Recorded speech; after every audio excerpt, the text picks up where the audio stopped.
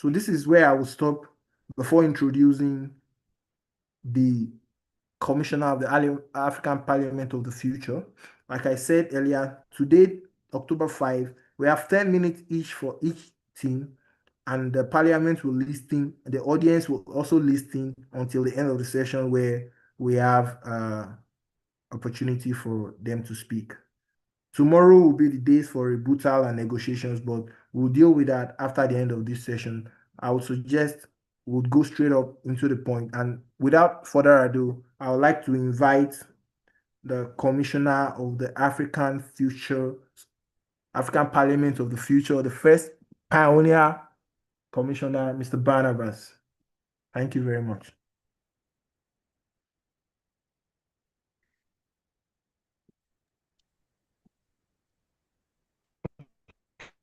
Okay. Thank you very much, Mr. Chair. I'm elated and I feel honored to stand before this particular parliament as the first commissioner. And I would take not so much of your time to create a general overview for this particular competition.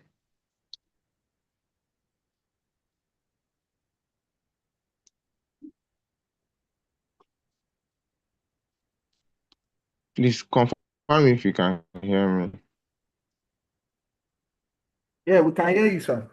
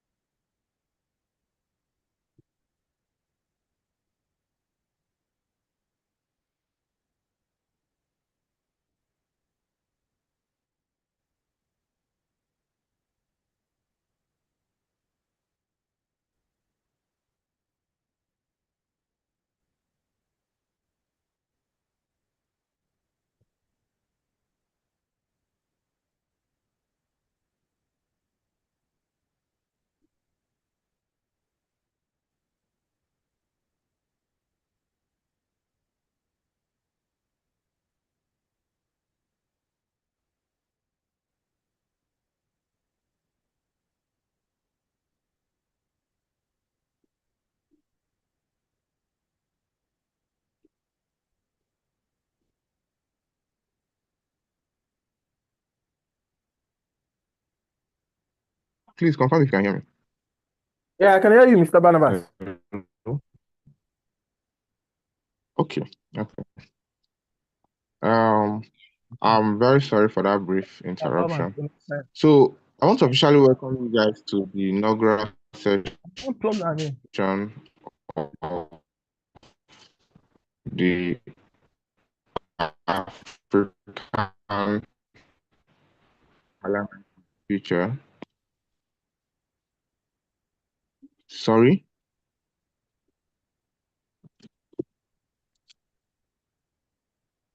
Yeah, we can hear you, Mr. Barnabas. Hello? Am I still on the call?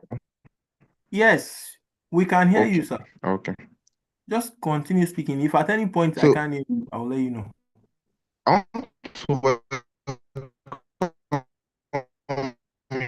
you guys to the first session of the African Parliament.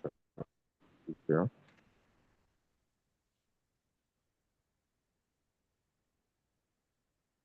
Okay. Future is designed to be an innovative platform which blends debate, diplomacy,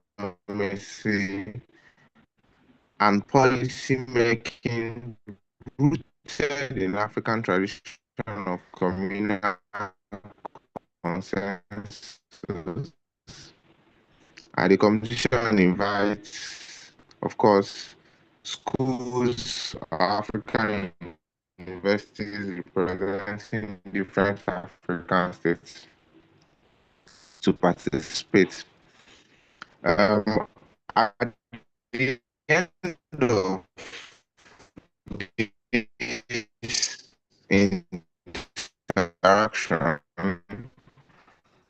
um, You are expected to develop and present a policy presentation on a given background fact scenario and persuade their fellow parliamentarians to adopt. So we hope to combine it, which reflects both model hat. The fact which 2027 space activities to a global enterprise involving both government and private actors. The rapid expansion of satellite constellations, exploratory missions, and commercial ventures brought immense opportunities but has also raised new challenges. The Artemis program and the International Lunar Research Station just landed humans on the moon surface, with private interest gearing up for exploitative lunar mining. The international community is faced with emerging tensions between private property interests and maintaining the principle of non-appropriation of lunar resources. Compounding the controversy is the growing problem of space debris. The increasing volume of discarded satellites, defunct equipment, and orbital fragments is no longer a danger only to Earth's orbit, as it has also become a problem for the survival of the Earth as we currently know it. As missions to the moon multiply, debris threaten supply routes, lunar gateways, and safety of settlements established on the lunar surface. Experts caution that if left unaddressed, the accumulation of debris could jeopardize not only lunar expansion, but also the future of sustainable human presence beyond Earth. In this sense, in this tense atmosphere, the African Federation Parliament has convened to deliberate on the continent's position on the emerging tension. The disputes over lunar governance and the urgent necessity for safeguarding space from the hazards that could imperil all of humans' effort. Mr. Chair, this is I present before you this motion and we hope for due consideration and we'll be looking forward to drafting a consensus resolution at the end of this session. Thank you very much.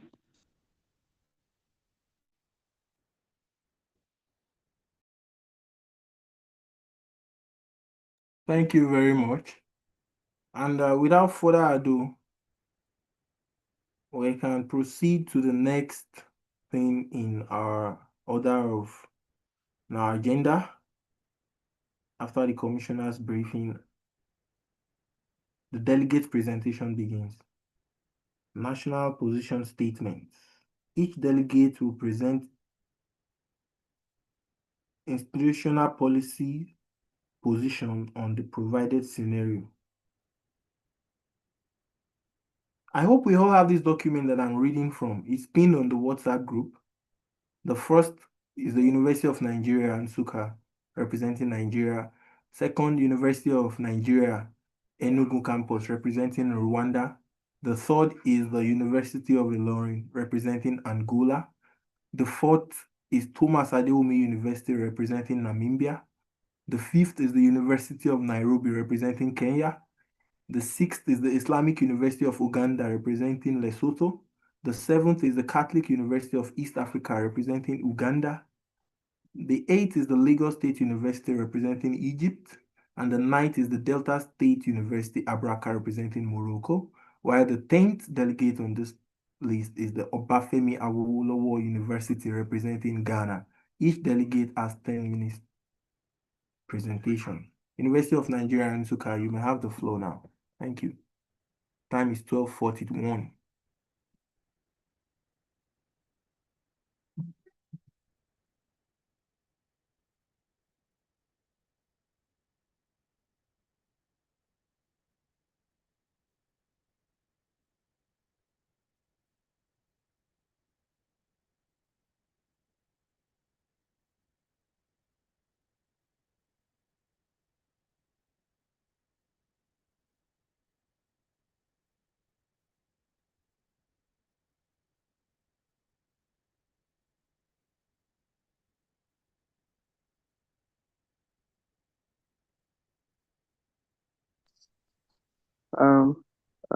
Good afternoon. Am I audible?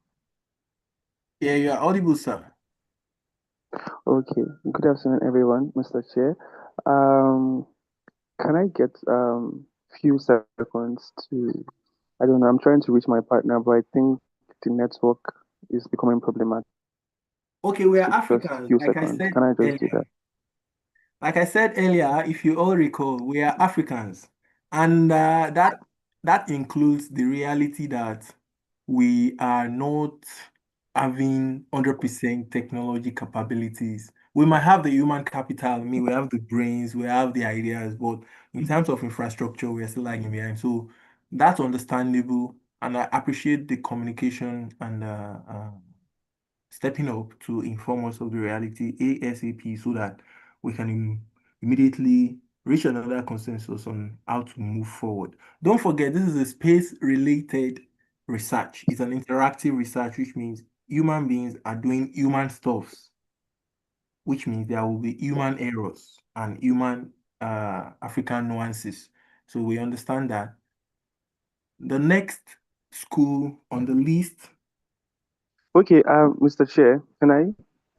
yes, you have the floor, sir. Oh, okay. I think I've been able to reach my partner, and I think she's ready to present the slides. So I think we can just continue with the recent, if that works for the House, for the Parliament, rather. Okay, thank you again for immediately getting your technological glitch back up. I appreciate that you are speaking well of Nigeria, which you represent, and you have the floor. You have the space, actually. You have the space. So, Francisca, okay. So, Francisca, all right. I sent a request to share my screen. We have our slides prepared.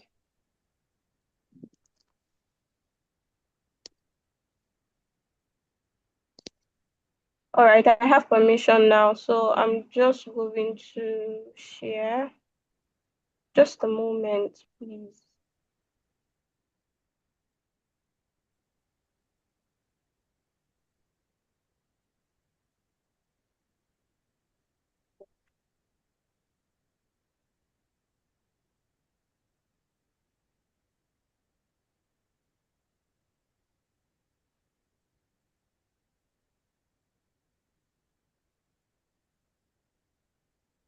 Um,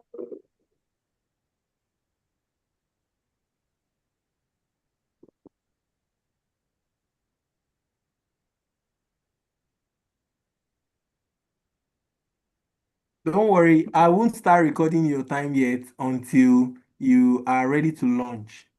Then I'm going to Okay. paste that time in the group chat that's for right, transparency. because Thank you very much, Mr. Yeah. Chair. Thank you. Yeah, rest assured we have 100% transparent in our attempt to make Africa a leading voice in space research. Emmanuel, can you see my screen?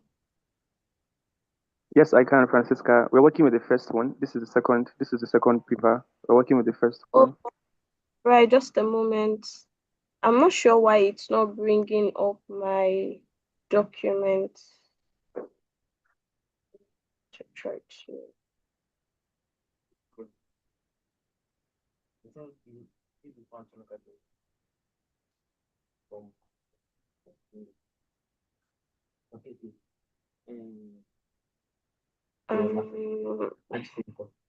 Man,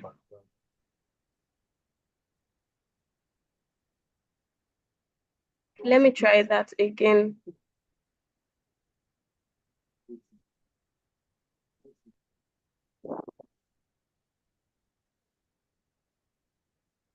Okay, I think we are good now. Are we? Yes. Just a moment. I found it now. I just need to.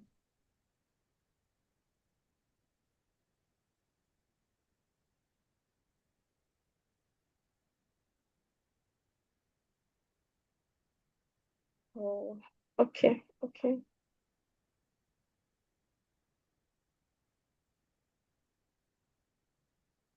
Can you confirm that African you can see Parliament. it now? Yes, I can see your screen, but I don't think I'm able to see the document now. Oh man.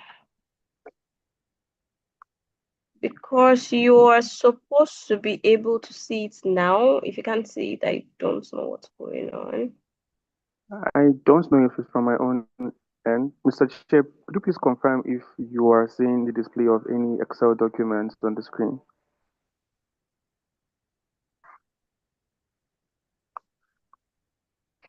Okay, let me try sharing again. I'm just going to stop sharing and start sharing again because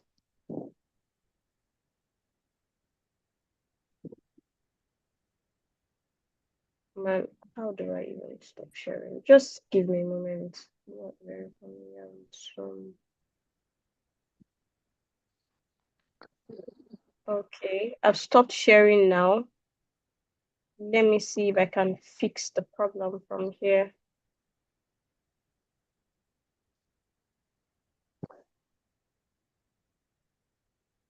We should be good now.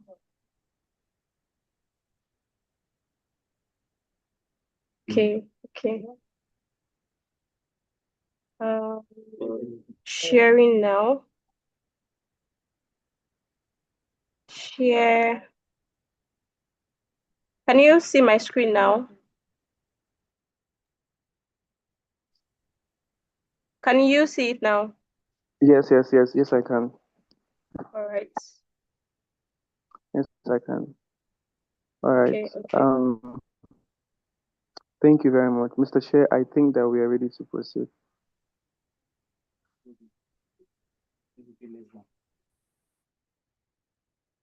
Mr. Chair?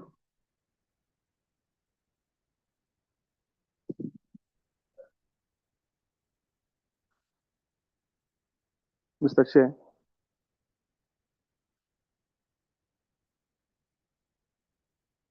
Francis, can you hear me?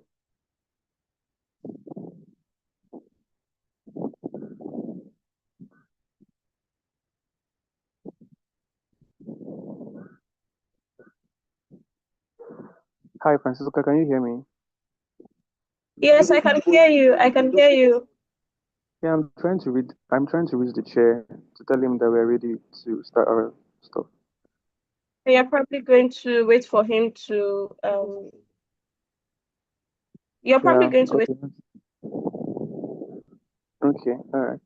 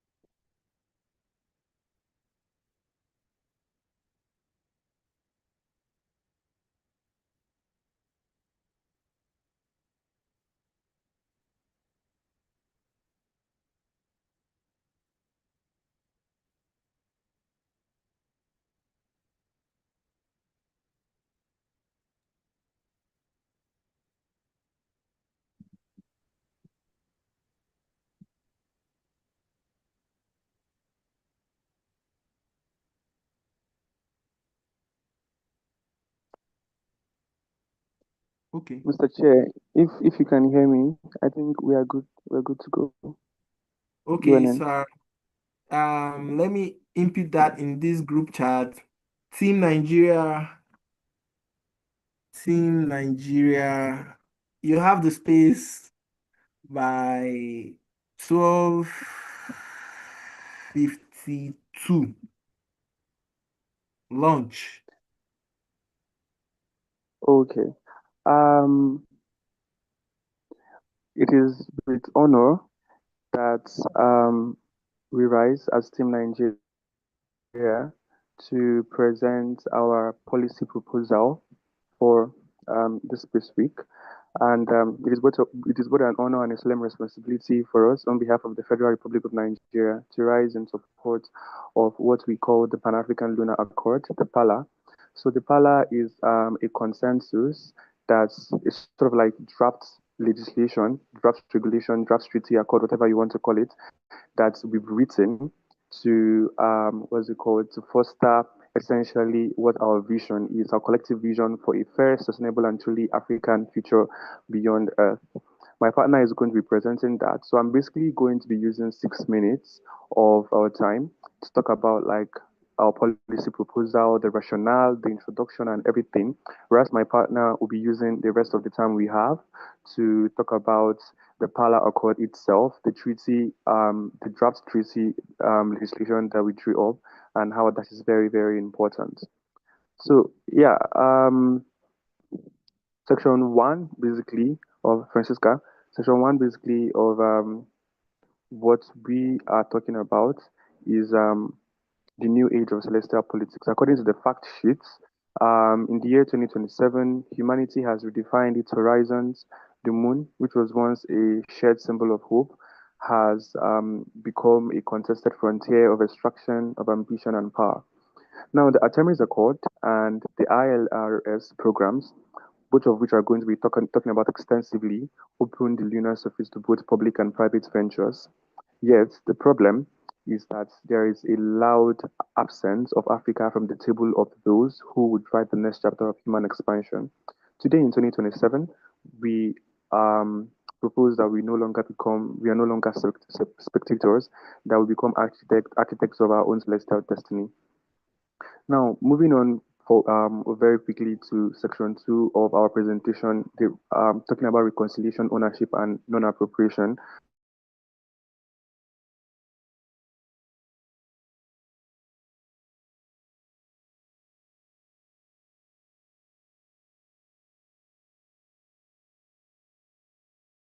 Body belongs to any one state or entity. That is the first issue that was raised from the facts sheet scenario that we have, right? Now, the Outer Space Treaty of 1967, one of the most, one of the, I think the legal framework for essentially what activities are carried out in space and not, forbids national appropriation. But the problem is that it is silent on how private actors may operate under national supervision. The ambiguity has created a de facto hierarchy of access where participation depends not on the universality of humanity, but on economic privilege of nations. Our task as Africa, as Nigeria, is not to reject private activity. Rather, what we want to do is that we want to regulate it within a moral and legal framework that upholds non-appropriation while enabling shared prosperity. Nigeria's position and what we think should be the position of the African Federation is very clear. It's three-tiered, basically. Number one, we hold that ownership should not arise from extraction. We're basically saying that private entities may harvest resources, but only under an international licensing regime that ensures transparency, environmental accountability, and equitable benefit sharing. The second position we hold on this particular regard is that Africa must have a seat in that licensing authority. It cannot be that one nation, by virtue of technological or economic advantage, becomes the notary of the moon's resources. Africa has to get a seat at the table. And then three, the PALA Accord that we've written, that we've drafted and present, establishes an African Space Resource Registry, ensuring that African commercial ventures operate under public oversight and contribute to a continental lunar development fund. This is our way of aligning innovation with justice. Private capital, we say, may build the rockets, but public conscience must guide its trajectory. That is basically our treated policy position on the issue of how on the private property interest and appropriation, right? In section three, the next section of what we're basically talking about is the burden of debris, preserving the commons of space, which is the second issue that was raised. The problem of how debris in like space debris and all of that stuff poses like a fundamental problem to Africa's space health and essentially everybody. The moon may be far, but its orbit is already choked with the remnants of human ambition, things like shattered satellites, things like defunct probes, and fragments of forgotten missions. The problem is that that now threatens not only low Earth orbit, but also the emerging lunar transport corridors. The UN Space Debris Mitigation Guidelines of the 2020s urged voluntary restraints, but what we're basically saying as Nigeria is that voluntary norms have failed. The time for cautionary words is over. It is time for codified responsibility. We need to make these things compulsory. Under the pillar that we are going to present, the Pan-African Lunar Accord, what we are proposing is the creation of a continental orbital debris monitoring network.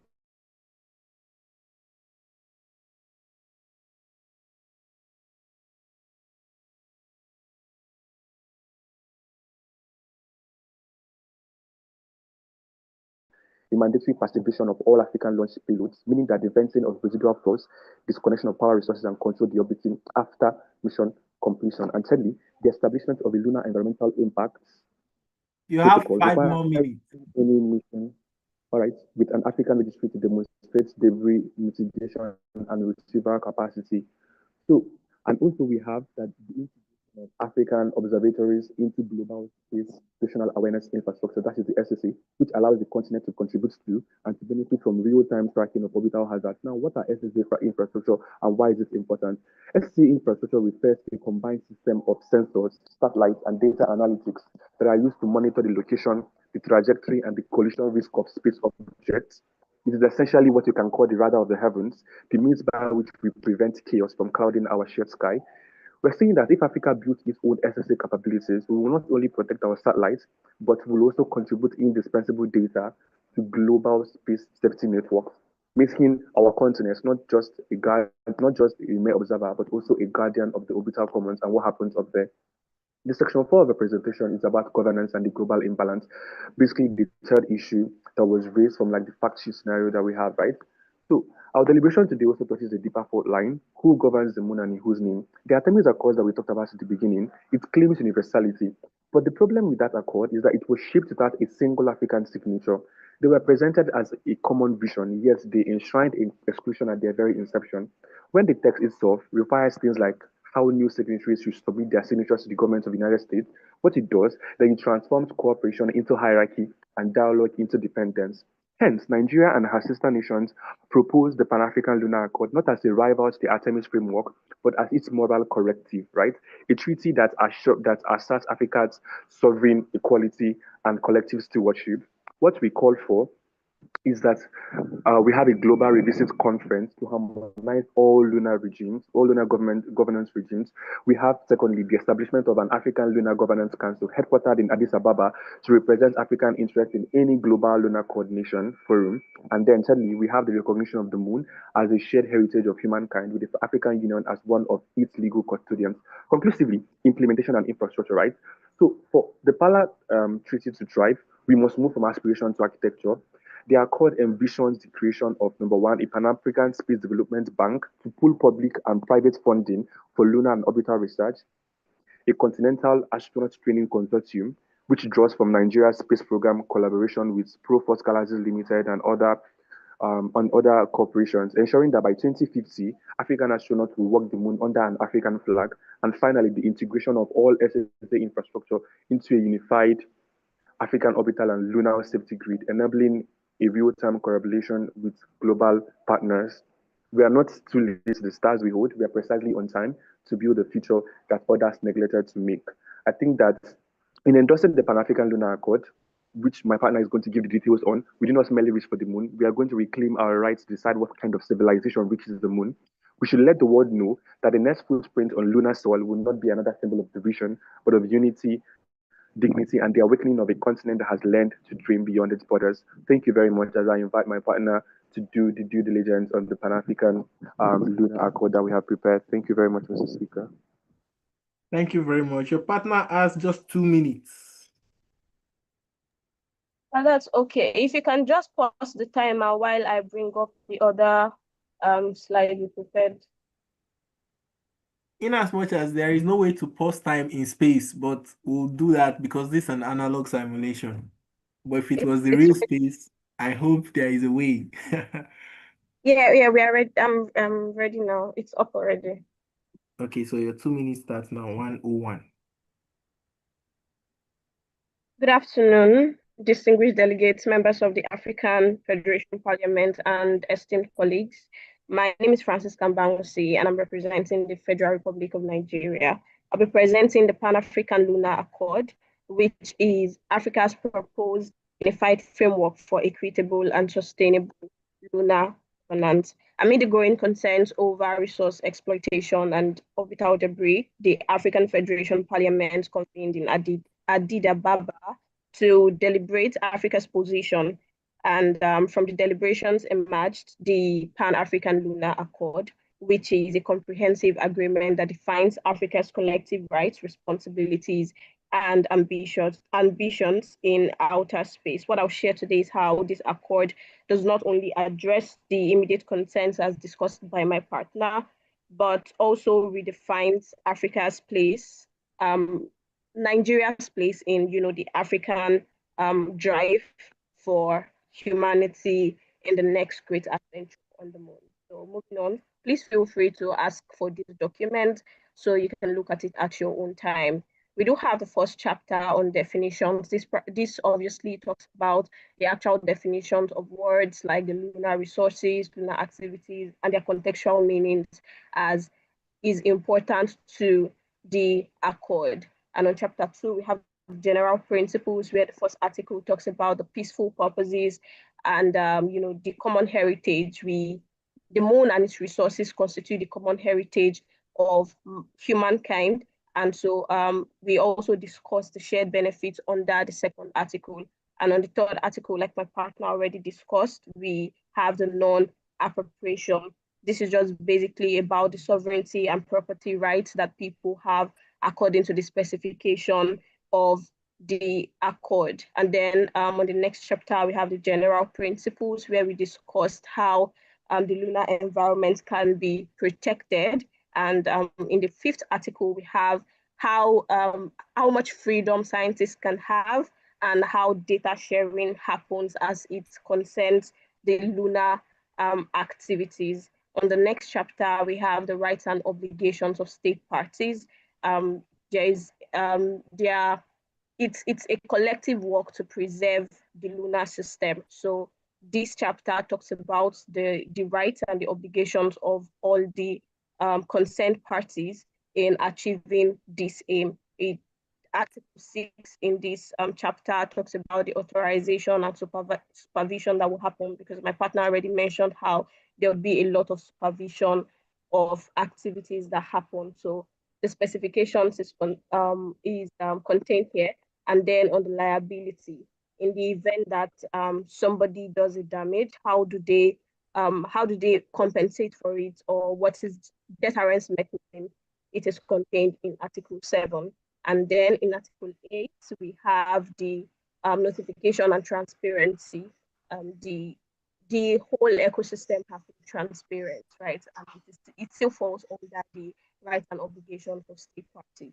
We also have the institutional arrangements, and if you're following the slide, you can see we have the governing organs, decision making, and the establishment of the African Lunar Authority as a subset of the other structures that we have to ensure the smooth running of this arrangement. And then on resource management and equitable utilization, which is chapter 5, we have Article 12. We have Article 12, 13, and 14, where we have the licensing agreement, the benefit sharing mechanisms, and the liability and compensation arrangements for all parties involved. In chapter 6, we have environmental protection and debris mitigation, where we have the prevention of debris accumulation, assessment of environmental impact, and active remediation of harms that have been done. And conclusively, we have the cooperation and capacity building, where we have things around education, getting people aware, like the joint missions you can see in Article 19, and also reporting, review, inspections, and dispute settlement, which is very important. In the last chapter, which is just a wrap-up of everything, we have the signatories here, we have the accessions, we have amendments, withdrawals, and these other issues that concern the sustainability and the preservation of the Lunar Accord. And here, of course, it's going to be signed by all parties. It's a binding, it's a legal agreement that is binding. So the Yes. signatures has to be there.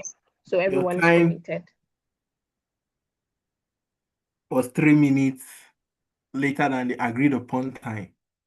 But Oh, because good. you are the first team to present, I hope in all of the countries represented on this call, we all know what they call the first advantage. It happens in football, it happens in music, it happens everywhere. So you are 3 minutes behind the allotted time, but that's understandable. And I hope the judges would have a lenient outlook to that. Thank you very much. I had to wait till the end of your slide because fair enough, for equity and justice, this document will also be sent to the judges and organizers, but for the sake of the viewers, I wanted us to have an overview of everything. So to the next teams that will be presenting, please try to, with the knowledge that you will be sending documents to the judges and organizers for proper evaluation, try to scan through so that you hit on important points and try to get to the end of your slides for the sake of the viewers from different parts of the world. Some people will be streaming later on because they're in a different time zone and we are in space. So time is not as relative as it was on Earth. Thank you very much, Team Nigeria, for that presentation. The next team will be having their space in the next 2 minutes. So please launch when you are ready.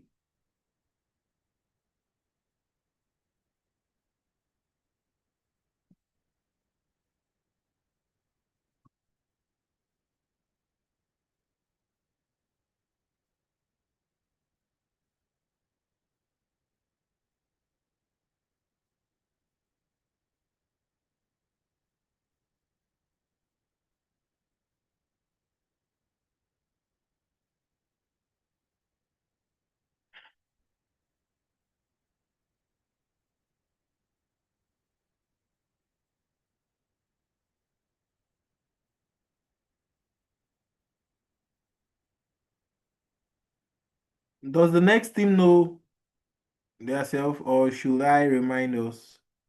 Because the second team is the University of Nigeria Enugu campus representing Rwanda. All right. Good afternoon, everyone.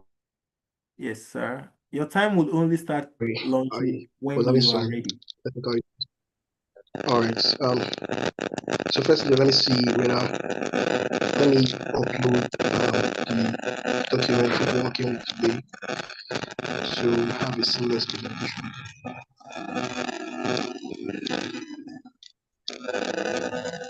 There is a little background noise that I can hear. I'll assume every other person from wherever planet you are can hear that.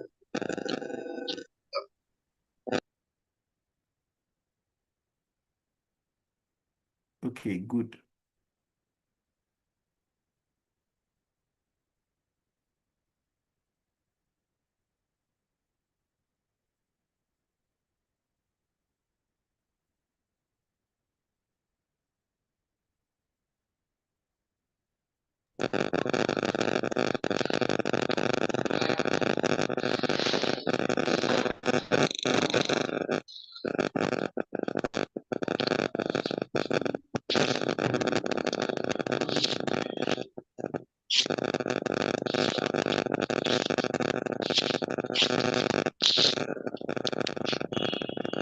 Are you trying to share your screen? No, I'm trying to upload the document. Or would you like to present? Should we go over to the next team or just give you a little time?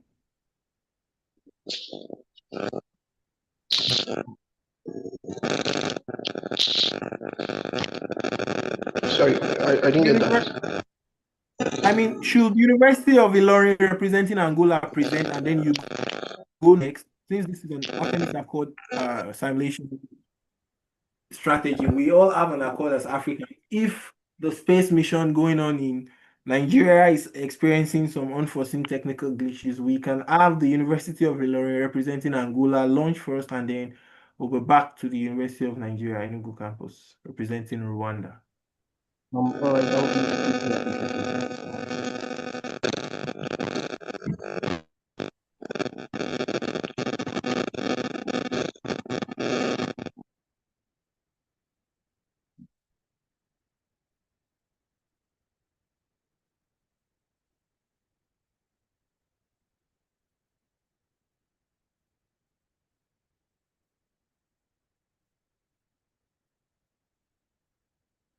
Is the University of Ilorin here with us?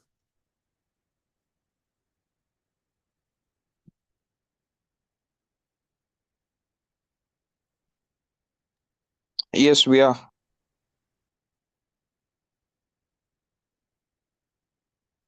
Which country are you representing? We're representing Angola.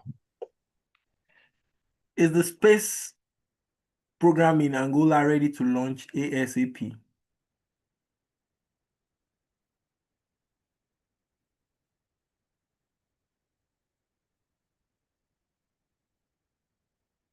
Yes, but I'm trying to get in touch with my partner. He's meant to share his screen for us.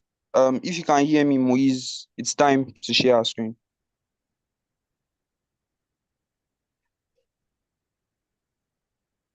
Um, As you all know, I'm simulating to be in the International Space Station. Some people on this call are simulating to be on the moon. You all are simulating to be in the country you are representing. So from the International Space Station, we move at about 270,000 kilometers per hour around the planet Earth 9 times in an 8th day, which is 24 hours.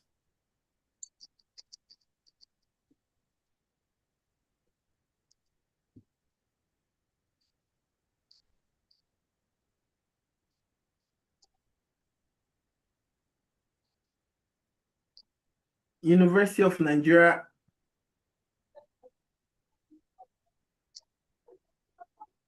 okay, Enugu campus. we're here. University of Illinois representing Angola. Ready to launch, yes or no?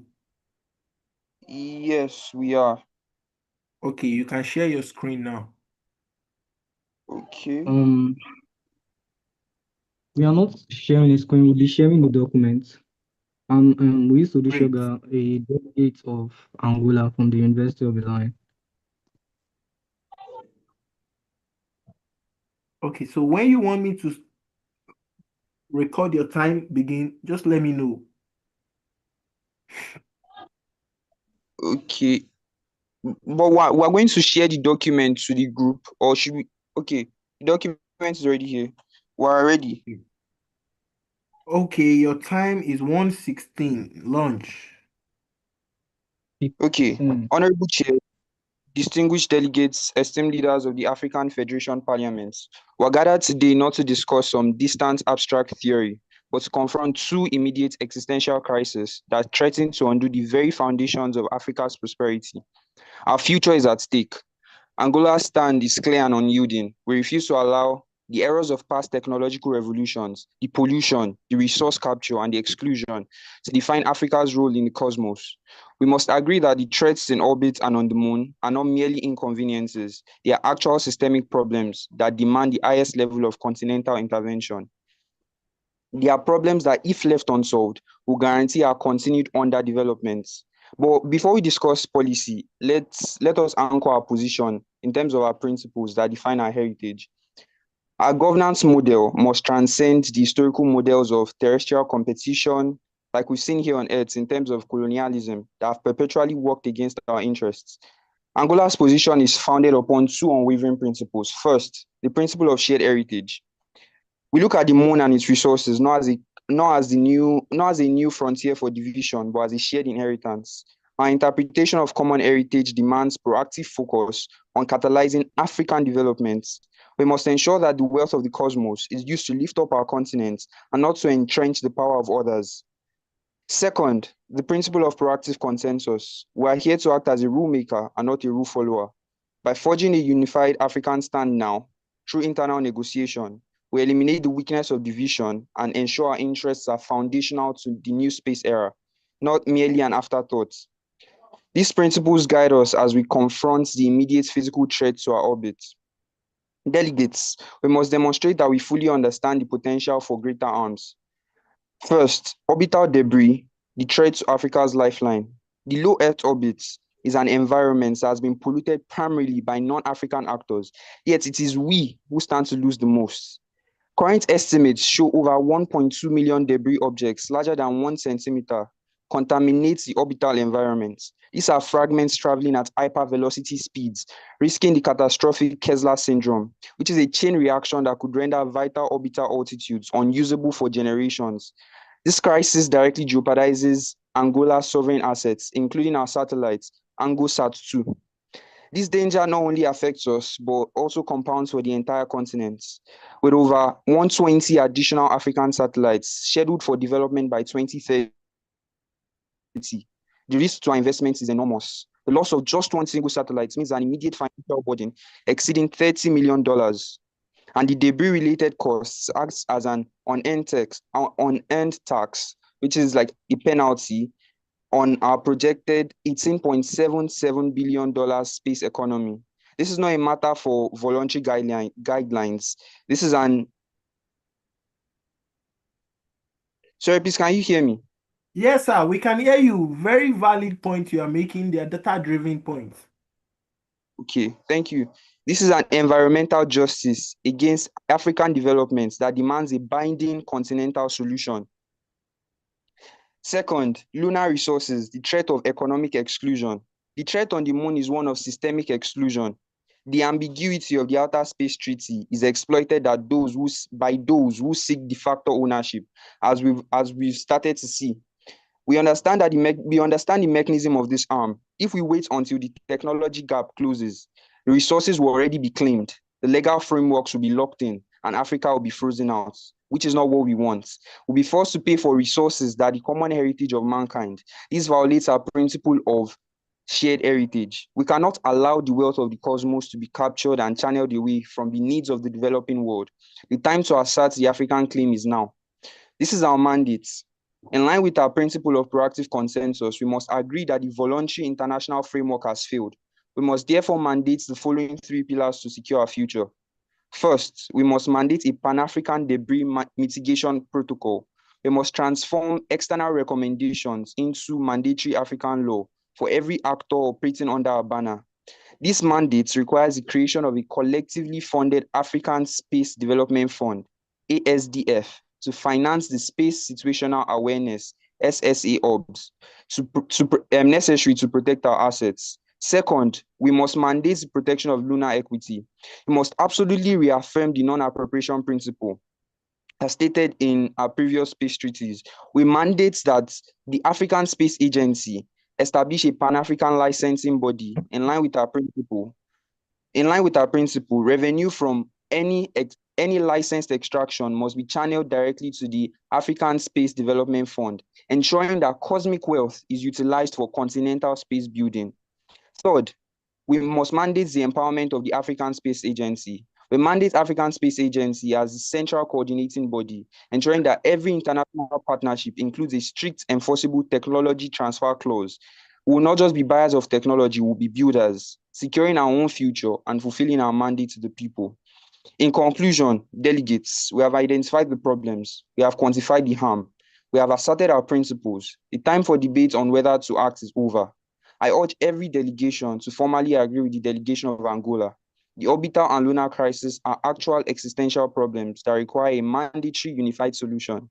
Let us leave this parliament not with another recommendation, but with a binding mandate to secure our orbit and our future. Let us ensure that our actions in space embody the philosophy of Ubuntu. I am because we are. Let us commit to establishing Africa as the most principled and indispensable co-architect of humanity's future in space. Thank you. Wow, amazing. You still have about 3 minutes more, and I must say it's such an impressive and bold presentation. I love that spirit. You have 3 more minutes, and technically it's your theme. I see somebody clapping. I wish I could. I have to be neutral. I'm in the International Space Station during this simulation, but if I was to be in Nigeria right now, I mean, I could have said Naso. I don't know if it happens like that in Angola, which you are representing, but in Nigeria, where I come from originally, before coming into space, when you want to say something in affirmation or in agreement to a valid point that is made like this, you'll be like, Naso. But right now, I'm in the International Space Station, and I can only hope that Angolans will be proud of you for this. Thank you very much. University of Nigeria, Enugu campus. Yes, please can you confirm if you can hear me? I hear you loud and clear. On All the right, 5G. thank you so much. Yeah. All right. So Okay, so let me begin with University of Ilorin might stop sharing their screen now, Moise. Thank you very much.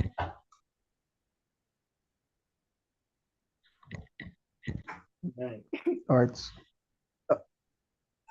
Please confirm if you can see the documents being shared. Yes, I see Hello? an African Parliament of the Future competition representing State Republic of Rwanda. Yes, thank you so much. All right, so your call.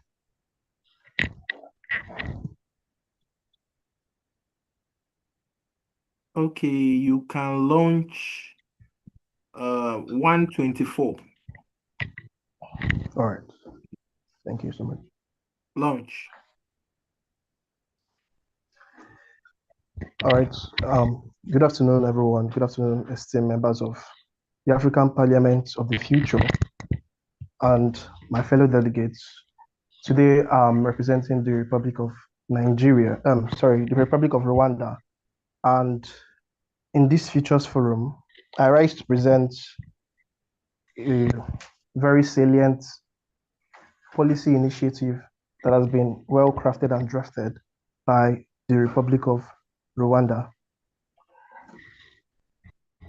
All right, as Africa stands at the threshold of the space age, we cannot afford to be bystanders.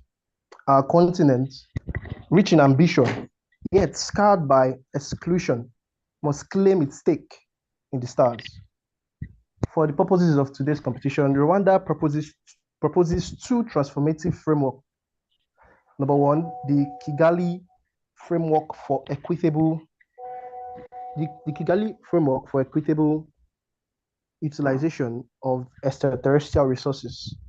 And the second one is the Pan-African Orbital Sustainability Initiative, the PAOSI.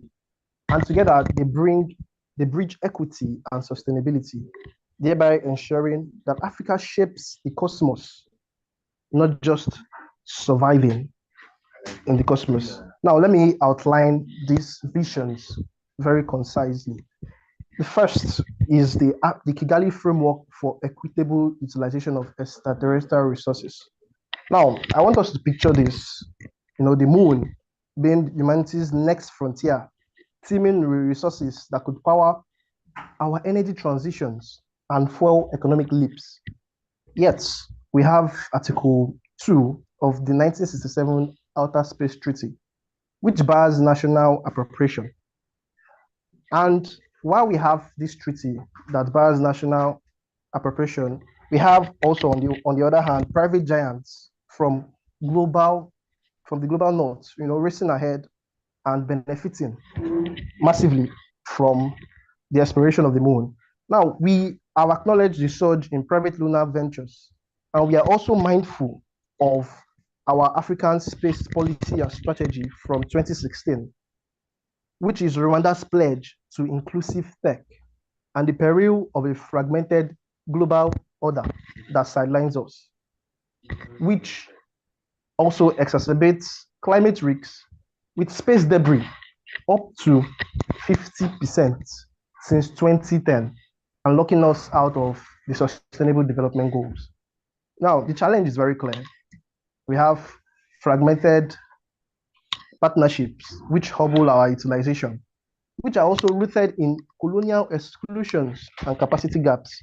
Geopolitically, US and China, or US and the Chinese initiatives, they tempt us, but they also threaten the risks of exploitation.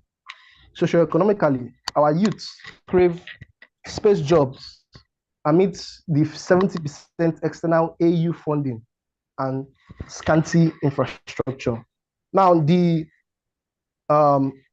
first policy, therefore, complements Rwanda's and the African Union policies, like the African space policies and the GMES Africa, which learn from the European Union dependencies to forge African ownership. Now, also grounded in the AUPPSF principles of mutual respect and transparency, this policy assumes stability. It also assumes partner buy-in and also assumes funding. It has multiple impacts like linking to digital connectivity, creating massive energy shifts and durable peace through equity. Now, our objectives in this policy are straightforward. First is to balance non-appropriation with responsible private roles in our lunar activities.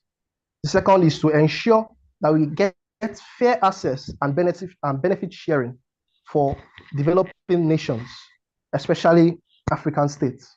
And thirdly, this policy is also propounded to promote transparent, sustainable extraction, to also promote research, and to also promote trade in extraterritorial resources. I don't know if you can still hear me. Yes, sir, we can hear you. We are with you. You know, the space right, is always void and silent, so that's how it is in space. All right. Thank you so much. Now, to achieve this policies cause provisions actionable and audacious. Now, under this policy, under the first policy, we have drafted some actionable options to take. Number one is the creation of the African Lunar Resource Consortium, which under the African Union Space Agency is going to be a continental body that represents our collective interest and also helps us to coordinate research and negotiate, and helps us in negotiation when it comes to international lunar pacts. Secondly, we have the issue of licensing and benefit sharing. Now, private or national entities must also secure dual approval. Number one, from the National Space Authority, and number two, from the ALRC. Now, Resource Equity Fund that channels at least 5% of lunar profits into African science, education, and infrastructure should be created, which would help us to turn the moon dust into classrooms and labs. Also, we have the Common Heritage Compliance Standard, the issue of the Common Heritage Compliance Standard. Now, extraction honors the common heritage of mankind, which means that no one has ultimate sovereignty and everyone is only time-bound to use rights under various licenses that have been created. We also have the issue of technology transfer and capacity building. Foreign partners with African ties must embed clauses for tech handover, because tech is the future, and skills training, empowering our engineers and scientists. So let me quickly rush down to the expected outcomes. Now, equitable African entry into the $3 billion space GDP by 2024 is the outcome we are expecting from the implementation of this policy. Also, let me moving on to the second pillar, or the second policy, which is the Pan-African Orbital Sustainability Initiative. Now, we know that space is no longer pristine. Over 35,000 tracked objects clutter our low Earth orbit in 2024, as per the ESA.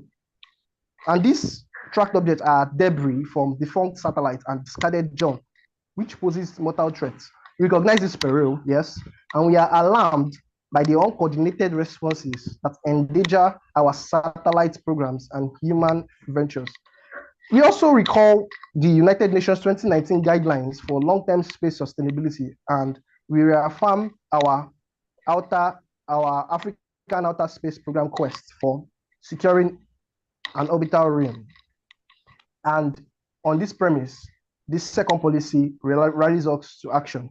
Now, the objectives of this policy is very simple. Number one is to craft a continental blueprint for debris mitigation, removal, and prevention. Number two, to ignite public-private ties for tracking and cleanup tech. And the third one is to crown Africa, of course, led by Rwanda, as orbital governance vanguard. Now, what are the core provisions under the second policy? Number one, we have the African Orbital Safety and Debris Agency, which would, of course, be headquartered in Kigali, which would be tasked with the function of tracking, monitoring, and coordinating mitigation for African operators and partners. Number two, we have the creation of mandatory. Sorry? I said 2 more minutes, sir. All right. Thank you so much. Number two, we have the creation of the mandatory debris mitigation certification, the DMC.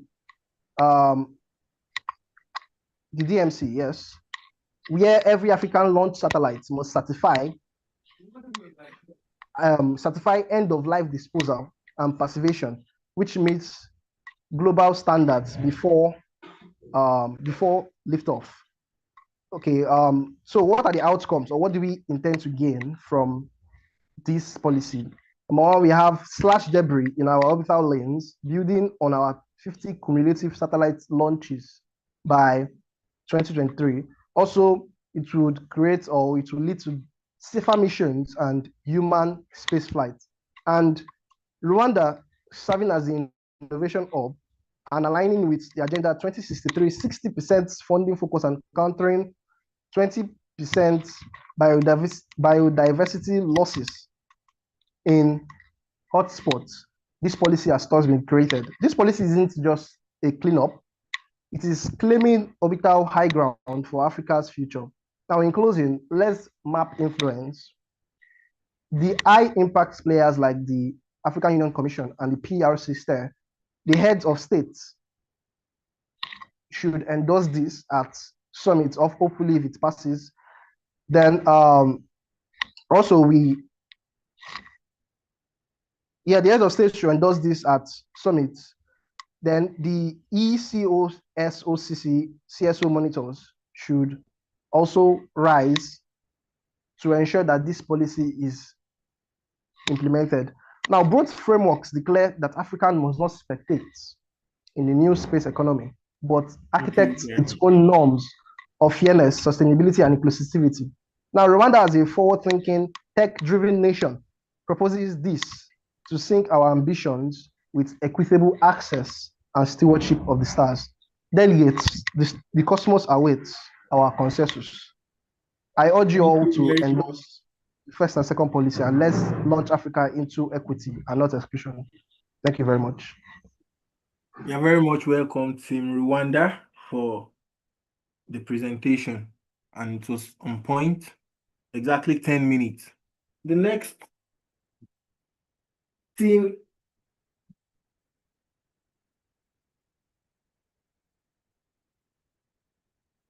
from the surface of the heart,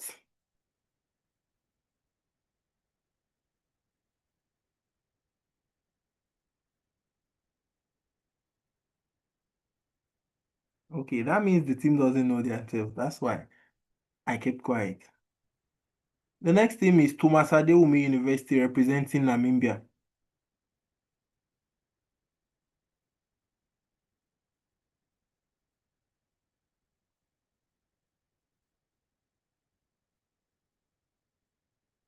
Thomas Adewumi University, representing Nigeria.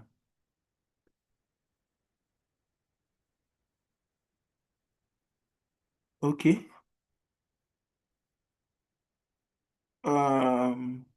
Thomas Adewumi University representing Namibia, sorry. In their absence, probably due to technical glitches, can we have University of Nairobi representing Kenya? The next on the list is the Islamic University of Uganda representing Lesotho. Next on the list is the Catholic University of East Africa representing Uganda. Lagos State University representing Egypt. Delta Yes, sir. State.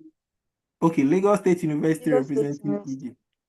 Great. Yes, but I have to tell my second to share the slides. Okay, no problem. While I rush through the list to see which other team is ready and would go next, you can have you and your team member do that. Delta State University, Abraka representing Morocco. And Obafemi Awolowo University representing Ghana. Okay, so Lagos State University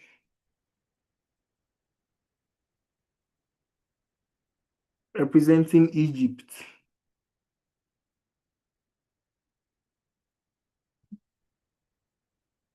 When you are ready, you can share your screen.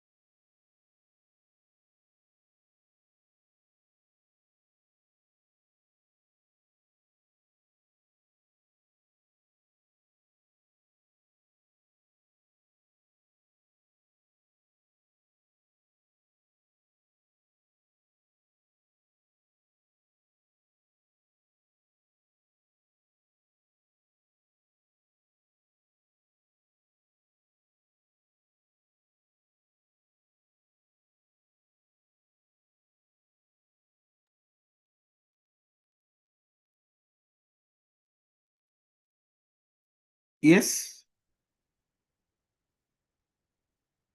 I see. Can Kenya go on while we wait for Namibia? Okay, who is that?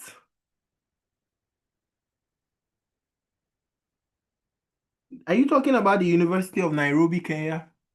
If the University of Nairobi, Kenya is ready, or if the Lagos State University representing Egypt is ready, let me know who is ready so we can share their screen. Okay, Kenya. The University of Nairobi, Kenya, you have the space.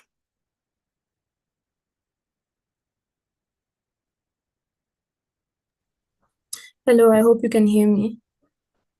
Yes, we can hear you. 1 second so that I share my screen.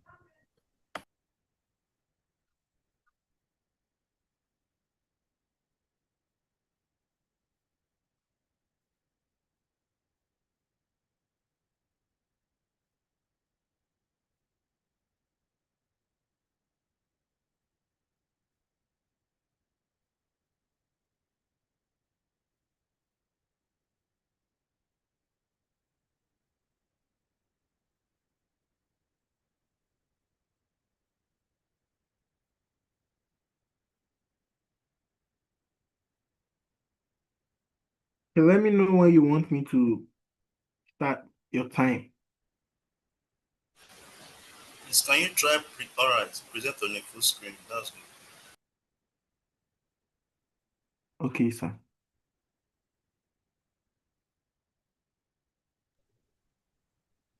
Good afternoon. Am I audible? Yes, you are audible. Thank you. The delegation of Kenya is ready to begin. My name is Bora Sarah, first delegate for the delegation of Kenya. I shall be taking 5 minutes to submit on our presentations. My fellow delegate, Shali, shall be taking the remaining 5 minutes to present on the submissions. If that suffices, I shall begin. Honorable Chair, distinguished delegates, fellow representatives of the African continent, the Republic of Kenya is honored to participate in this historic session of the African Parliament of the Future. As we stand at the dawn of a new space era, Kenya firmly believes that Africa must not remain a passive observer, but an active architect of the principles that will govern the next frontier, the moon and beyond. Space activities are rapidly evolving, and the world is witnessing growing commercialization of lunar exploration and satellite operations. While these developments offer immense opportunities, they also pose profound challenges, from the privatization of celestial resources to the escalating crisis of space debris. As the first delegate mentioned, there are over 36,500 trackable objects larger than 10 centimeters in the Earth orbit, alongside over 128 million smaller fragments, all posing serious threats to the satellites. Kenya's foremost concern is equity, ensuring that no nation or continent is left behind in this new chapter of human progress. We must prevent a future where the moon becomes a zone of exclusion dominated by a few powerful actors. Guided by our national values and the African Union's vision under Agenda 2063, Kenya proposes a framework built on inclusivity, sustainability, and collective responsibility, as well as equality. Our policy objectives are threefold. 1, to strengthen Africa's collective voice in global space governance. 2, to promote sustainable and safe use of outer space, addressing the urgent issue of debris mitigation. 3, to harness space technology for socio-economic transformation on our continent. Kenya's own experience illustrates this commitment. Through the Kenya Space Agency, which was established in 2017, we launched the 1KUNSPF, which is a satellite which was built in collaboration with Japan. This is a project that showcased African scientific excellence. Additionally, we launched the Taifa 1 satellite, which is a nanosatellite, which is equipped with optical and multispectral imageries to provide pictures and data of the Earth's surface. In light of this, Kenya proposes the establishment of an African Lunar Council under the African Union to harmonize African positions on lunar activities. 2, the creation of a space debris mitigation fund supported by both governments and private actors to ensure responsible management of orbital and lunar debris. And 3, enhanced investment in African research and capacity building, empowering our universities to lead in innovation in space sciences. Distinguished delegates, the moon must not become the next arena of inequality that has been long known to African nations against Western nations. Let us ensure that Africa's contribution to humanity's space journey reflects on our shared values of peace, unity, and sustainability. Kenya stands ready to work with all nations here to forge a truly African consensus for the future of space. Thank you. I yield the floor to my next delegate, Shali.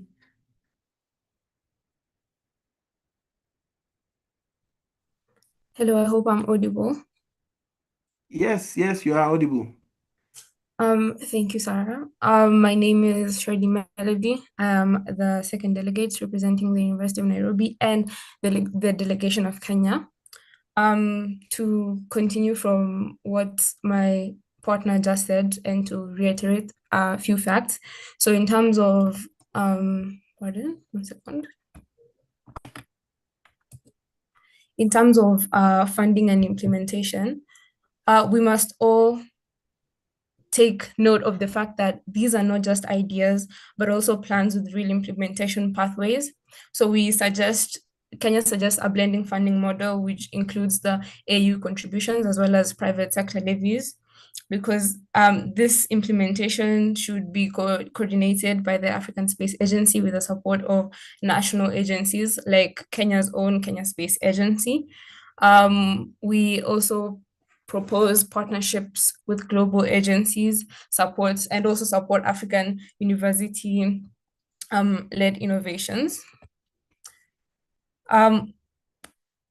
Dear colleagues, we must not enter this new frontier divided. Africa's space future must not be built on just rockets, but also on responsibility. Let us stand as one continent with one voice, affirming that African nations will not be left behind and will not be locked out. Our participation must therefore be meaningful, ethical, and technologically empowered. We therefore call for all member states to act together in unity and to share governance over competition and to ensure that the moon remains in our shared human horizon. So to conclude, Kenya does not seek to go to the moon alone. We seek to go with Africa and for Africa. We bring to the table not only scientists and satellites, but values like Ubuntu, cooperation, integrational unity, and peace. These are not just African principles, but they are also human ones, and they're desperately needed in the governance of space. Let us build a future where lunar exploration reflects our best selves, not our past mistakes, where space is not just a stage for competition, but a platform for shared progress. And may the moon become a symbol, not of conquest, but of unity, not of extraction, but of co-creation, not of dominance, but of dignity. Kenya stands ready to lead where asked, to support where needed, and to collaborate at every step. Together, let us shape a future in space that is as bold as our dreams and as just as our traditions. Thank you.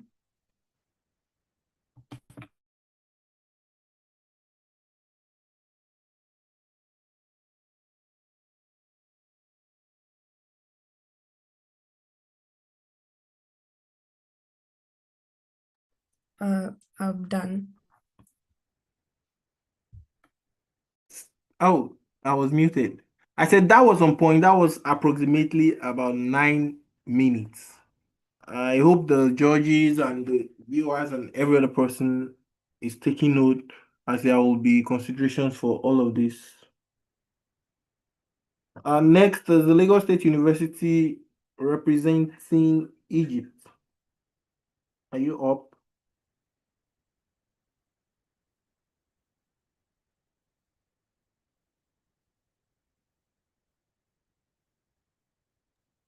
Yes, we are up, but I think my other team member is trying to get these slides. Okay, I think in all fairness, we should wait for you, or otherwise, let me call the teams that were supposed to be before all of this and see if they are still on the call and who will go next. So while your colleague gets this screen shared, I will call again the name of the participants team. University of Nigeria, Nsukka, they've presented, representing Nigeria. University of Nigeria, Enugu campus, they have presented, representing Rwanda. University of Ilorin has presented, representing Angola. Thomas Adewumi University, are you on this call? Is there the representative of Thomas Adewumi University representing Namibia on this call? If not, we'll go over to the Islamic University of Uganda, Lesotho.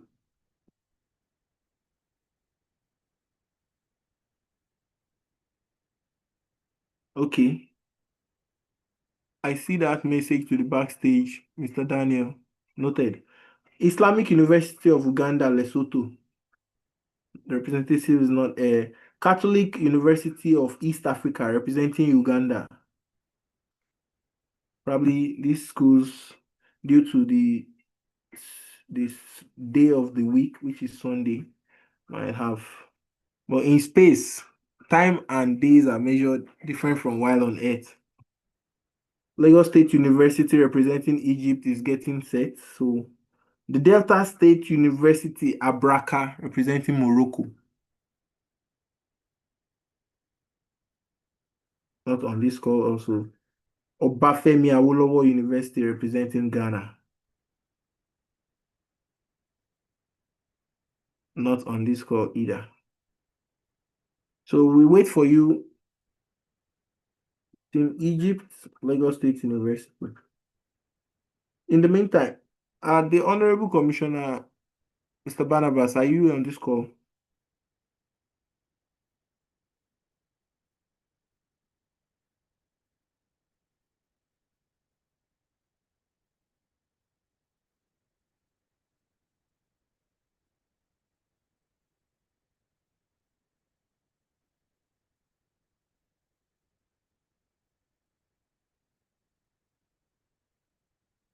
We have one more team to go, Team Egypt. That's the Lagos State University. They are trying to set up their screen. I think the astronauts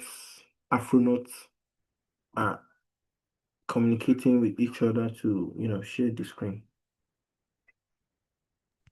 She's saying she's on the call, but she's not part of the panelists. Okay, Mr. Daniel, is there something you can do? Can she chat in this chat so that the technical officer can just move her into the panelists? I think she's on the webinar. All right, we'll Maybe do that she- soon. Yeah, I don't know her name. If you can, okay, I can see their names here. There is Angola, Egypt. Yeah, Adesola Susan is a No, panelist. I'm here. Is my other teammate that is Okay, not here. what's her name? Okay, what's her name? Ikejidera. Okay, Is she in the webinar at all? I doubt it. She's not there. Yeah. I can't see her also in this webinar. I see I don't think it's Uniloring. I see Uniloring. I see Adesola Susan, Lagos State University. I see University of Nairobi. Then I see Angola also. And then I see Kenya. Then Shiley Melody happens to be on 4 panelists. There are 3 people that are like under attendees. They are all Bami or Dada. Maybe she's among them. yes, I Okay, guess so. okay. Let me enter backstage and see what.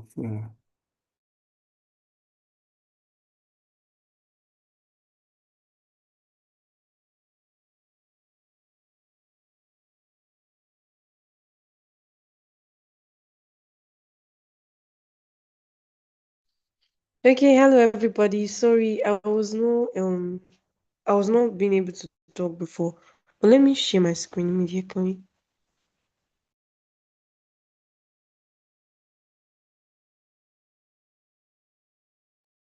Okay, please, what's your name?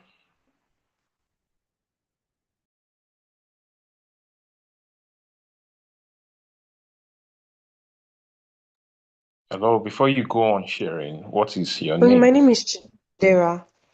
Chidera. Okay, if you could kindly rename yourself to Chidera, because it appears there's a problem. I think it might have to do with the system.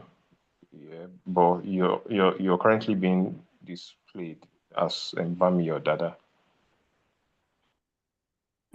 I don't even okay.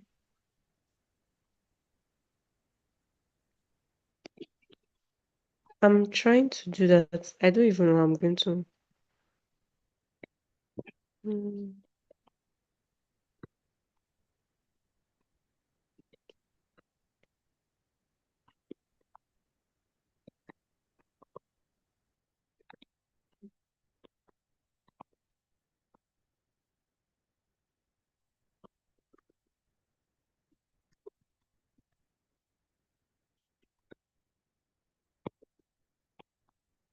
Even if you can just chat in this webinar, it will be easy for the technical officer to just identify her and then place her in the appropriate section.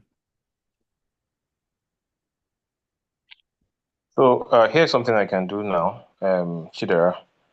I will ping you. That's one. And the second thing I want you to do is to send your name to the chat that you're Chidera. Okay? Okay, sir. Sorry, Mr. Daniel, what's the situation? Let's meet in the backstage.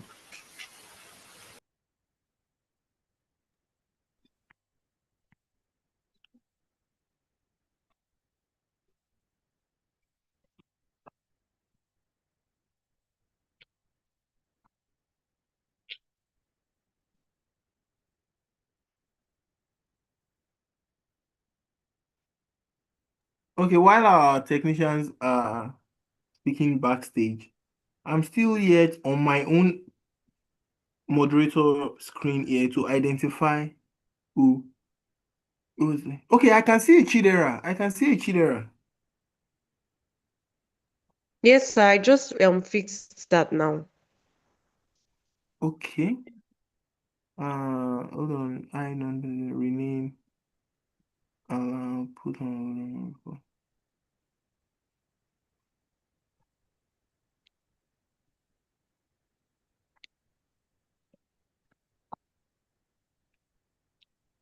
Okay.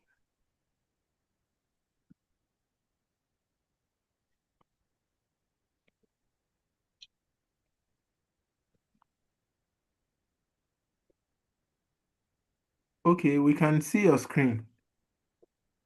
Just happens to have my name on it.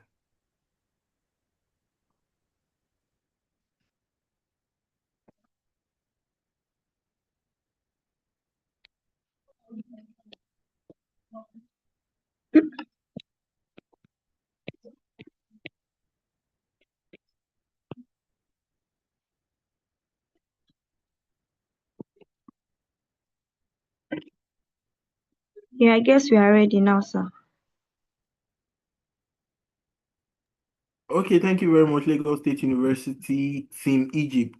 You have the space by 2 o'clock on the launch.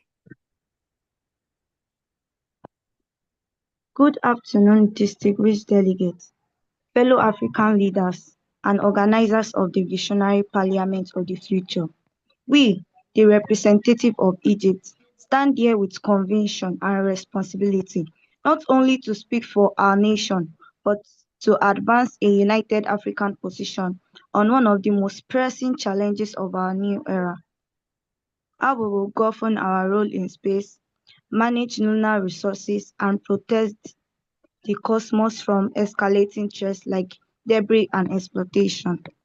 In 2027, we face a defining moment. Private mining ventures are racing to extract lunar resources. Space debris threaten missions and infrastructure. If Africa does not shape the rules, we will be ruled by them.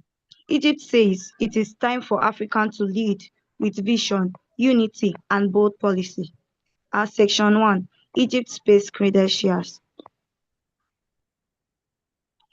Egypt is not only new to the space sector. In fact, we are proud to be one of the first African nations to collaborate on the International Lunar Research Station (ILRS), partnering with China. We are also contributing to scientific instruments to the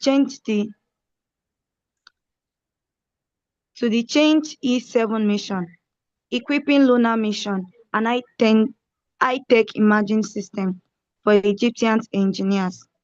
We are not spectators in the space era, we are stakeholders, and it is our duty to speak for the continent, especially those without a current voice in lunar development. Section 2, Lunar Resources. Egypt's position. The moon is not a commodity. It is not a gold, mined to be owned, rushed into, or exploited for profit at the expense of many. Egypt reaffirms the principle of non-appropriation as outlined in the Outer Space Treaty. No nation, no company, no billionaire has the right to claim lunar territory. We propose the following: a global lunar regulatory framework developed under the United Nations, the full African participation, the moratorium on commercial lunar mining until environmental, ethical, and equity guidelines are agreed upon, a resource benefit sharing model where any profit from lunar extraction must support global development, especially in emerging nations like ours. If Africa does not demand fairness now, we risk being colonized in the cosmos just as we were on Earth. Section 3, Space Debris, the growing danger. Debris is not only just a mess in the Earth's orbit, it's a bullet, silent, fast, and lethal. In 2024, debris from Chinese and US satellites fell into Uganda and Cote d'Ivoire. With increased lunar traffic, debris now endangers lunar gateway, orbit, and future settlements. Egypt proposed a continental action plan, a Pan-African debris tracking and response network using shared ground station and satellite data, mandatory deorbit and disposal plan for all African lost satellites, support for green tech and reusable launch system, especially for startup, partnership with global space actors to develop active debris removal technology.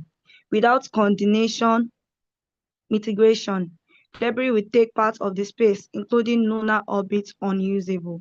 Section 4, African unity and support and opportunity. Africa must act as one. Space governance is not just a scientific issue. It is economic, political, and deeply ethical. Egypt knows many developing countries can't yet build rockets or satellites. Egypt proposes strong partnership where powerful nations share technology and training, satellite data, opportunities to join space projects. The creation of an African Lunar Council, where the African Union to coordinate lunar activities, regulate partnership, and drag policies. Expansion of STEM education and space program, especially for women and underserved communities. Shared ownership of satellite infrastructure, lunar data, and lunar experiments to prevent inequality between African states. Hosting African astronauts and researcher exchange program using Egypt facilities and national partners. Let us move from passive users of space tech to active co-creators of African space density. Addressing the counter-argument. We may expect some to say, but private actors will bring innovation. We say innovation without regulation is exploitation. Some may argue, let markets lead. We answer, when the markets led before, Africans pay the price. This is the time we legislate. Some may say, African isn't ready for space governance. We respond, when has African ever been given the chance? Readiness is not rated, it is claimed. Honorable delegates, this is 2027, but our decisions today will echo in 2057. In 2100, our grandchildren may look back and ask, did Africans sit back or step forward? Did Egypt speak up for unity or stay silent? We in Egypt choose to speak. We choose equity over exploitation. We choose to legislate for the future, not to react to it. We choose space not as a playground for the rich, but as a shared realm for the humanity. Team Egypt stands ready to negotiate, collaborate, and legislate for Africa, for space, and for unlimited future we deserve. Thank you. Thank you very much. As usual, everybody is on point. You still have about 3 minutes left in case your colleague wants to say something, because I observed you only spoke.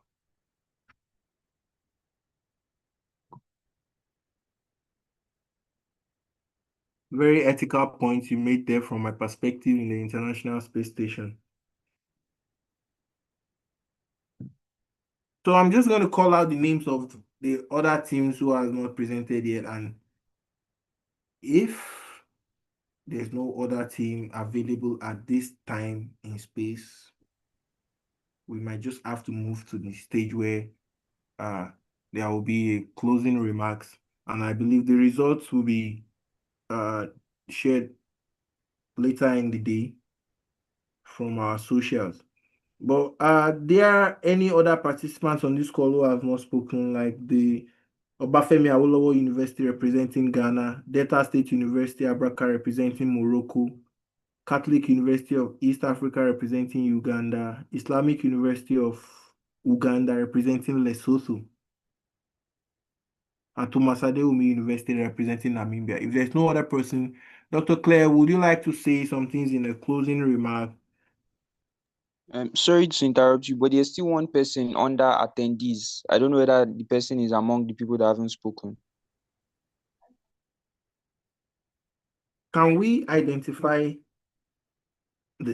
what name is the display? Okay, someone is in the chat displaying my name, Bami Odada, and he said we have not spoken. OAU. Okay, team Obafemi Awolowo University representing Ghana. You have the floor. The space. But definitely not the universe, because even the America and China are not yet aiming for the universe, they're aiming for the moon or Mars. So I think the person is not yet a panelist. I think okay. it's still the person the attendee. Okay, we need to identify, just like you did earlier for Lagos State University participant. Can we please identify the person just sent in something to the chat? Okay, but Team OAU, please, I need you to try and speak, or can they speak from a webinar section?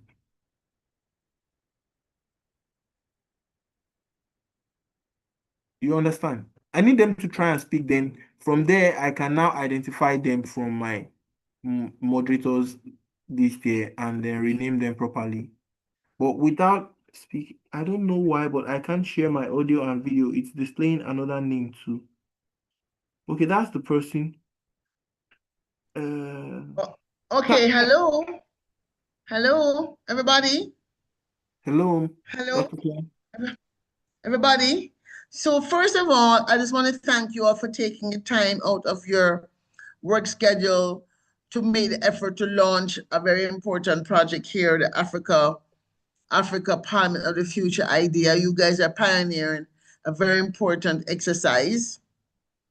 Just to give you some additional background, I'm not sure what exactly Barnabas had told some of you, but you may not know that, or if you do know, you would know that there's a UN Summit of the Future, which took place last year. And within the UN Summit of the Future, there's a Pact for the Future which was signed, and there's a clause in there about future of space. Now, the clause is very vague and doesn't really say anything new because they couldn't get it approved and signed off if the countries, because nobody wanted to say anything because that's how the politics is, right? This is a reality. The second thing that was signed is an appendix that says Declaration on Future Generations. There's a lot of talk about having intergenerational dialogue about critical issues facing humanity and existential threats to well-being, etc., etc. And I think whereas, for example, in many parts of Europe, they have begun to put in place futures commissions, many places in Africa have not. And so I thought that, especially for space, would there be such a contentious situation arising in terms of things like lack of space on orbits, because the orbits are getting crowded. Well, some people say it's not, some people say it is, but some of the scientists say that the orbital carrying capacity for satellites is a finite amount with the technology we have today. And if one or two countries and companies put up several thousands of satellites, it will de facto deny new emerging countries the opportunity to put up their own satellites. So that's the first thing. And of course, you guys were debating other issues about mining and all the other things. So I just want to thank you for that. I really want to be recognize those of you from other countries, other Nigeria that decided to do, like Egypt and Angola and Rwanda, especially because, as you know, Egypt is the headquarters of the Africa Space Agency, and Angola and Rwanda have signed the Artemis Accords, whereas Kenya has not. So even though they're arguing, really, they're not in the room right now. But because those 4 countries, and Senegal recently signed as well, so because those 4 African countries already have signed Artemis Accords, I think it's very vital that you young people who are into policy and space law begin to kind of weigh in and write papers and organize yourself around thinking through these issues. So all of what you have done so far has been very, very, very useful. And we know that really this is not going to be done by vote. These decisions are going to be taken in Africa by consensus. So I wasn't able to listen to the whole conversation, but I do hope you came to a consensus. Some of you came to a consensus, and there's no consensus. We'll have to wrangle again tomorrow. But by Friday, sorry, but by Thursday, we still have one team from Obafemi Awolowo University that's yet to speak. The technical glitch will soon be resolved, and hopefully they can drop in before you now round up, man. Okay, no problem.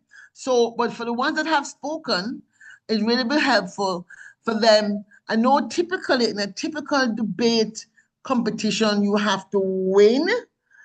In this assembly, we're not trying to win per se, as in win because one is better than the other. We're trying to come to a position of consensus because the AU tends to work by consensus. And most of the things you see them talk about have already been debated behind closed doors and agreed on, right? So it's a way of working which is very not so much like the way the court works. So for those of you who intend to go into policy and public policy and international affairs, representing your country at different events, you're going to have to think through learning how to compromise and really move forward. So Barnabas will tell you more about the voting structure, but we're looking for things like ability to compromise and get to the point, because we really have to come to a position. We want to write a position paper that would include everybody who participated. So when we submit that paper to the Africa Space Agency, we'll say, here is what happened, here are the 4 schools that are involved, here are the 60 students who were involved, and here's what we did, and here's what we learned from the process. So there's not going to be like a winner or a loser in a sense, that because all of you are going to benefit by being able to say this was something you laid the groundwork and foundation for. And quite honestly, we may have to come back and repeat the same topic because unfortunately in the real world, these UN type questions and global type questions take a very long time before there's an agreement. And sometimes the agreement is that we can't talk about it right now because we don't know. So if you imagine that you are now talking about this in 2034, right? Because the African Parliament of the future doesn't even exist yet. But in my head, I'm hoping that by working with you all to do this, with the people from Kenya, Nigeria, Rwanda, Egypt, Angola, I know there are no real Angolans on here yet, or real Rwandans on here. So we're just faking it till we make it. But I think by working with you all, we can eventually have an African Parliament of the future, some kind of youth assembly that can literally meet and talk and has political power within the context of the African AU state. So we're basically simulating and practicing something that in my head needs to occur, an intergenerational exercise. The other thing you need to know that tomorrow we're going to have some visits for some experts. I'm not sure. I know one person has sent in their tape already.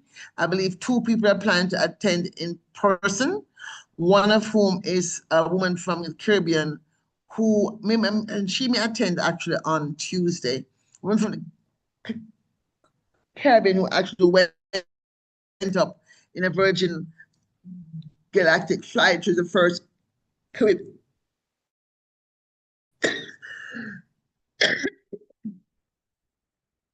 person. Sorry. To go to space. So we also have tapes That should inform your position tomorrow. Yeah, thank you very much. Popola, are you able to join this call back? Sorry.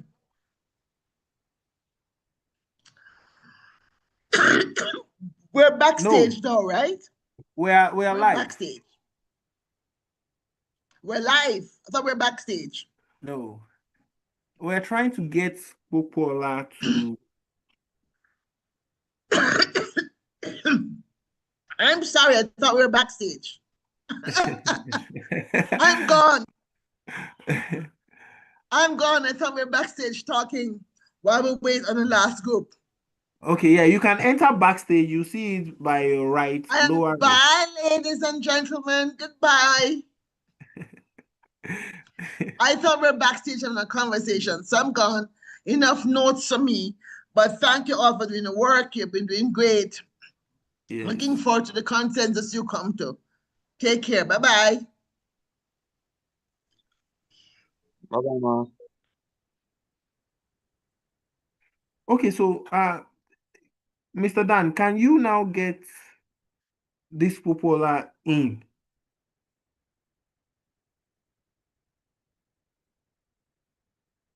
Because I think he's in already. He's in. Okay, so Mr. Popola. I just need to make everybody know that something very quickly. I sent a message on the chat. If your name is not bearing your own name, it means you signed in from another person's link. So the original link to the webinar had been pasted on the chat. So you can go there and see if that is what you use. You can sign out and sign in again. If Popola is here, I don't know, but I've granted him the panelist permission. So okay, you can great. speak on while others check the link again. Thank you, Mr. Commissioner.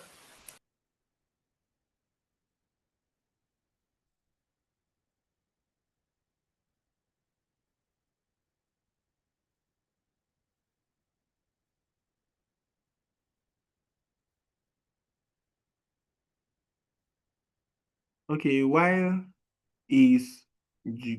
I think he's making an attempt to rejoin. That's just about the last thing we have while we round up. A form will be sent to that WhatsApp group that you all are for us to rate each other, and then the final decisions from the panelists, the judges, everything will be displayed on our socials before the end of the day. Please, you need to get that man in. Which country is representing Egypt? Egypt has the African Space Agency. We can't afford to have them out too long.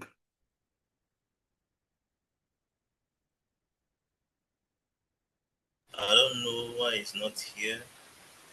I'm sure he's signed. Okay, is my name displaying properly? Okay, I'm not quite clear on the name and unique link. I think he's on this call. His name is appearing as Shiley now. Shiley something. Okay, I know what to do. I'm going to grant him from here. Just allow whatever promotion I promote to panelists now. Barnabas, are you there? Is that Barnabas or is that Popola?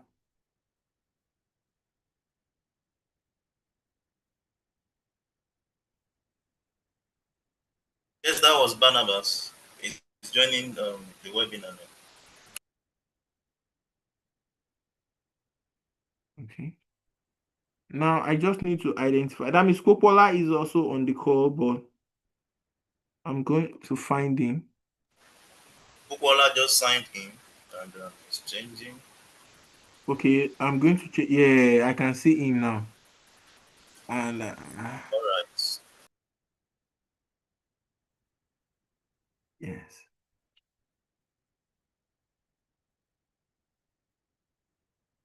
So he's in, right? Yes, he is.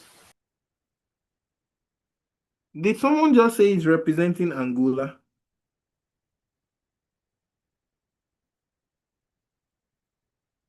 Okay, yes, sorry. The Lagos State University represented.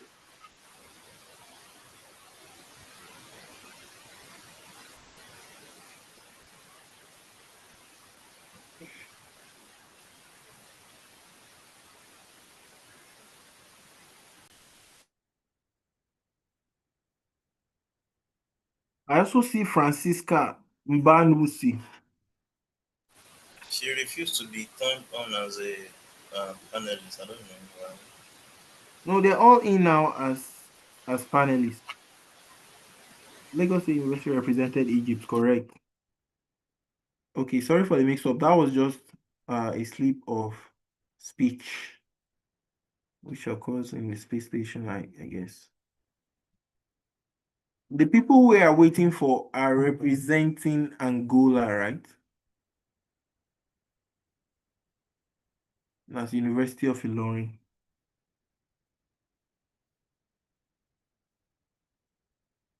So there's nobody We in spoke attendance now. Everybody is in panelist here. You're welcome. already. We represented Angola. We're the third So, on the speaking order. We've spoken. University of Ilorin has spoken yeah, already. yeah, represented Angola. Lagos State And on the University. school representing Angola.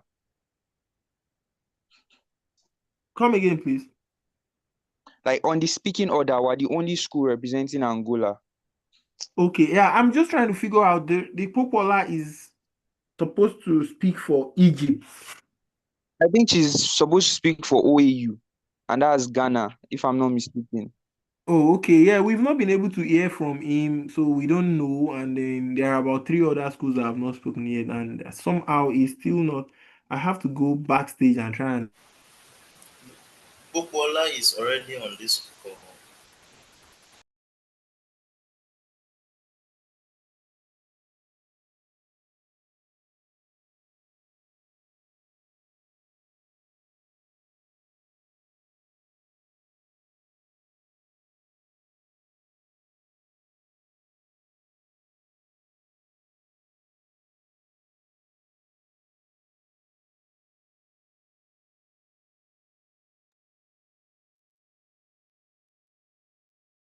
Okay, I think. Are we on this page together now, Popola? Who is on this call and has not spoken yet? Francisca.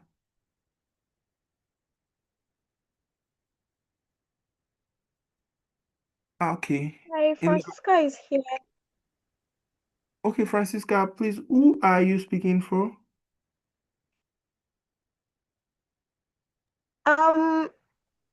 I represented, I'm from University of Nigeria.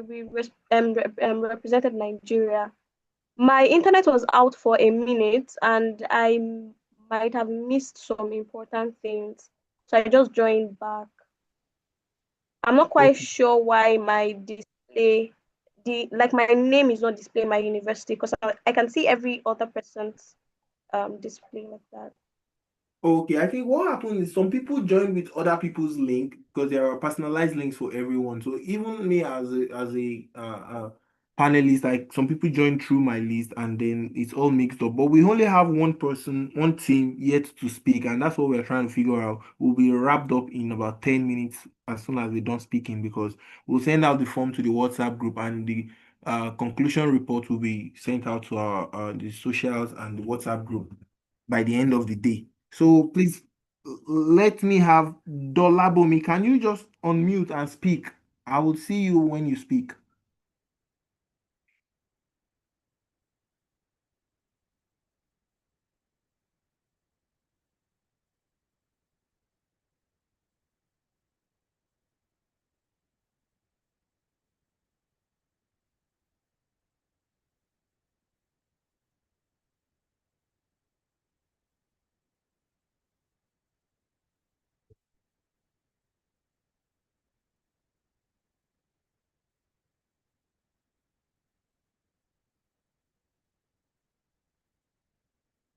Okay, Mr. Popola is appearing as Dolabomi Popola.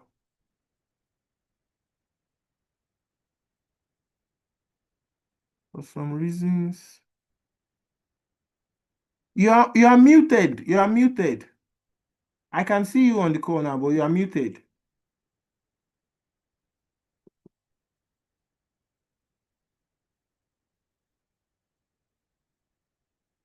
Power off. Okay, yes. We can hear you now, sir. You can hear me. Oh. Yeah, sorry for the inconvenience. So just take a little time, like a minute or two, to set up your screen. Is your teammate on this call also? I think she's facing the same glitch. I'm not so sure. Okay, so However, to conserve time, if she's unable to get on the call in the next 2 minutes, I would post the presentation. Maybe tomorrow we'll sort ourselves out better, I believe. okay, great. So do you have something to share on the screen, or you just want to speak to us? I'm not sure if that feature would not delay us again. So I don't know if I should just proceed without going to that hassle all over, or you would give me enough time to sort it out.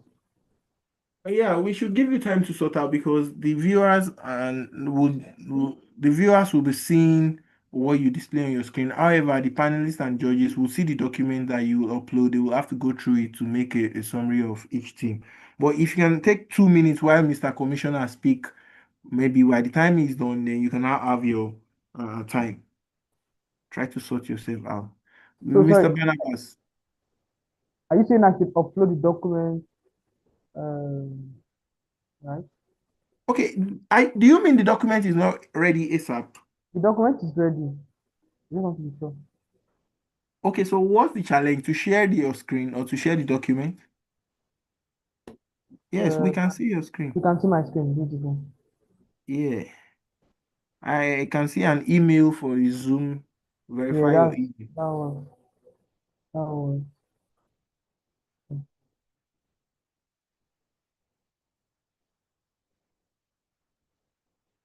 Mhm.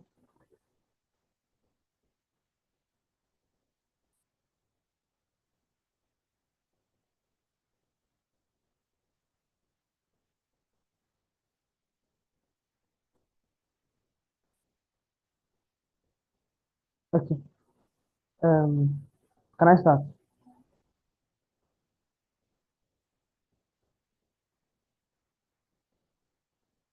Just can I start?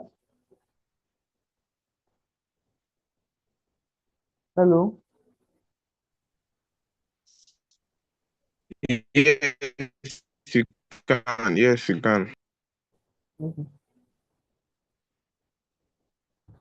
Okay, good day to the delegates, the chair, the chief parliamentarian, the commissioner present, my fellow delegates. We are from the University of Bafalawa University as delegates of the Republic of Ghana, and we're presenting a policy brief about lunar governance, resource utilization, and orbital sustainability. So basically, we have an executive summary that summarizes all this, and I'll go through it. Ghana affirms that outer space remains the providence of all humankind and rejects unilateral claim of appropriation, whether by states or commercial entities. The current tension over lunar resources and the threat of uncontrolled space debris jeopardize this shared heritage and global sustainability. Right? Ghana proposes the establishment of an African Space Resource and Orbital Integrity Authority, which we would like to call the ASROI, throughout the explanation of this document, and a unified African mechanism. It is basically a unified African mechanism to ensure that all space activities align with the non-appropriation principles and mandate compliance with the new binding African orbital debris migration standard. This policy prioritizes collective benefits, capacity building, and the long-term sustainability of space environments for future African generations. Through the background facts that was presented, we drafted an introduction and a problem statement that we basically have discovered. The rapid commercialization of the cislunar space presents two existential challenges, which basically cislunar, looking at the whole fact that as of 2027 now, Ghana has discovered that from the very existence of the intergalactic activities of FARs, which are basically people that inhabit Earth, moving through, we now even put a problem to ourselves through these space issues, right? And we decided to create, we have seen two existential challenges from this very idea to the challenges of the peaceful and equitable use of outer space, right? The threat to the principle of non-appropriation, the OST Article 2, and the looming environmental disaster of space debris in both Earth orbit and the cislunar pathways. Emerging national laws sanctioning private resource utilization directly challenge the consensus established by the Outer Space Treaty. It also has created risks. about geopolitical conflicts and resource hoarding. Simultaneously, as of 2027, the proliferation of space objects and fragmentization events has become a threat to the moon, demanding urgent, coordinated, and responsible regulatory action from around the world. As an emerging spacefaring nation that launched its first satellite in 2024, Ghana recognizes that its future security and socioeconomic development are intrinsically linked to a stable and accessible space environment, which basically is the same reality for every African country present in this very discussion as of today. Ghana's policy goals and what we have drafted for African consensus is to use space science for sustainable development, right? A goal that cannot be achieved if the orbital environment is polluted or celestial resources are privatized. The Ghanaian position and policy foundation, which we are setting up now, right? Looking at Ghana's national space policy of 2024, has been founded on principle of international cooperation, capacity building, and peaceful use of outer space. And we reaffirm our unwavering commitment to the 1967 Outer Space Treaty because we believe it is still the best reference to where the world has been able to make decisions that do not involve bias due to space resources as we have it now, whereby people have been able to access these resources, and then it is natural for us to find more selfish interests from countries across the world. As of 1967, it was plainly as of the very existence and the cohabitation of Earth along with the outer space. And we see this as a cornerstone of the international space law, and particularly we center on Article 2, once again, which is basically the OST, which prohibits national appropriation of outer space, including the moon and other celestial bodies. Now, what are the pillars of our policies? We have two major pillars, which is the rejection of the unilateral privatization and sustainable development through regulations, right? For the rejection of unilateral privatization, Ghana holds that national legislation granting property rights over lunar resources is inconsistent with the OST and must be recognized by African member states. We seek a consensus that opposes the moon and its resources as a common heritage of mankind. And at that point, I would like to expatiate and add some more context to that. So basically, the moon, as of now, even looking at it from the idea of being galactic and as of 2027, they have these resources, and the only way by which we could maintain the sustainable use of these resources and ensure that we do not end up in the position of conflict, and to also ensure that in a world whereby Africa has been somewhat aback, right, when it comes to space exploration as of 2027, we realize that it is only necessary and only profitable to Africa for us to address issues as one, like as all Earth members. Basically, we should address things relating to the moon, which is satellite that belongs to Earth, as the government of Earth, not as dividing things between people who are aristocratic elites or dividing things among space borders, right? We should address this thing as one, as Earth, and this will be the position Africa should be adopting as of today. Our second pillar is about sustainable development through regulations, right? We also admit that we know that no matter what we do in space, if we want to extend and become intergalactic colonizers, as Ghana sees it, basically, which is as one body, one Earth, and this will be our position. We believe there have to be regulations that make this possible. Ghana believes space activities, whether public or private, must be subject to rigorous national and regional oversight to protect the environment and ensure they contribute to the sustainable development goals, right, which started in 2015, and as of 2030, it is going to be ending, which is 3 years from now. We have to intensify our efforts to that. Ghana is actively developing a national space law to address these issues domestically, and we believe a unified African approach will only make this stronger and position things further to ensure Africa has a voice that compete with Europe and other continents in finding who can make this annexing better, right? So basically, regulation will just create a board that makes this the overseeing possible, and Africa does not have to worry about issues like cost or trying to get ourselves there before any other person, like the Russia American issue of competition, and we avoid space exploration and resource becoming an issue whereby countries compete, knowing very well that as of today, Africa is at a disadvantage when it comes to such races and technological advancement. So the proposed African consensus, we are going to propose a two-part solution for our agenda, for our consensus basically. And this is basically to secure the future in space. Ghana proposes a unified two-party policy to be adopted as the official position of the African Federation Parliament, or the Futures Parliament as we have it. The first part of the two-part resolution is the African Shared Heritage Utilization Framework, the ASHOF, right, which is basically our proposal where we believe to be adopted, and it should basically champion the idea of non-appropriation models for lunar and celestial resource utilization.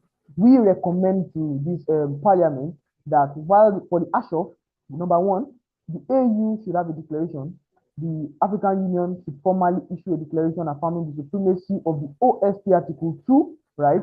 And declaring that any resource utilization shall be governed by a multilateral framework that would naturally involve all continents and unify us as one body addressing this thing, rather than a race, rather than a competition, rather than a quest or a contest for these resources, right? We should all approach it as one earth, one body. I believe this favors us better and mandates the sharing of both benefits and knowledge, prioritizing the technological development of emerging nations. So at that point, we discover that we would actually address more issues relating to welfare and the benefit of humans at large, and basically Africans, if we look at it that way, from analyzing things like density, demography, and population that necessarily contain Africans. We have also found in the colonial days and the exploitation of Africa how Europeans and other continents have used us, right, without us getting us benefits for taking all those resources. And I believe this thing can repeat itself if we are not the one who champion the multilateral view and we decide to compete again at the front of an intergalactic world. It's also a very important scenario because whatever happens on the moon and happens in the resource allocation of the moon will define what happens necessarily on Mars and every other intergalactic mission or resource allocation that will be happening in the future, right? The second part to the recommendation is a moratorium and a registration, right? African states will commit to basically, at this point, I can even highlight it, a year moratorium on commercial resource extraction projects until a global multilateral framework is established. In the interim, all exploration missions, public or private, must be registered with the AU and include a transparent plan for benefit sharing and guarantee of non-interference. This is a very crucial part to the consensus which is written in this parliament when it comes to the ASHOP, and the moratorium is important because we have to have a time where we can pause and reflect and also create some kind of like constraints, right, to how the world can act without Africa until we can reach a consensus. I believe this is very important and to showcase the very power and influence and necessary involvement of Africa before we like make this thing possible, right?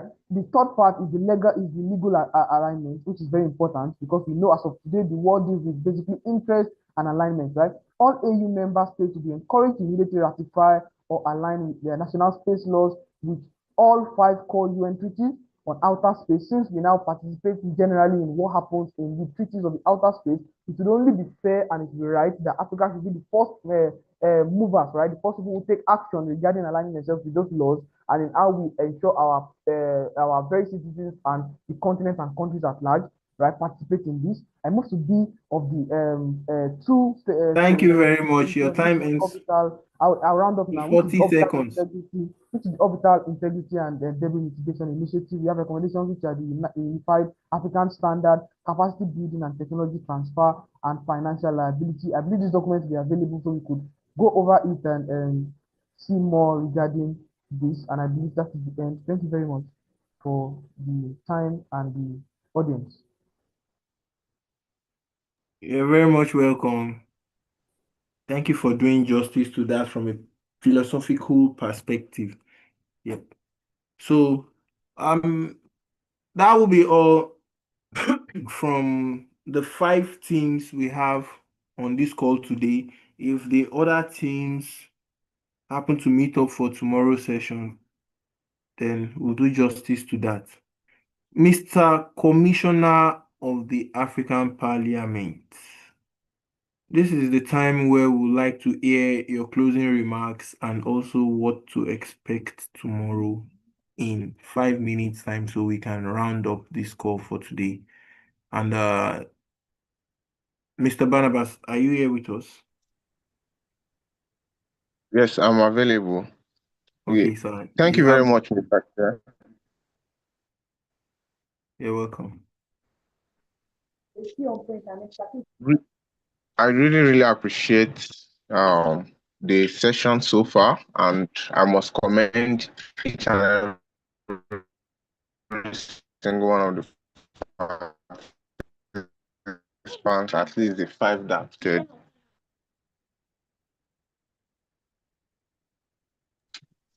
Okay, so at least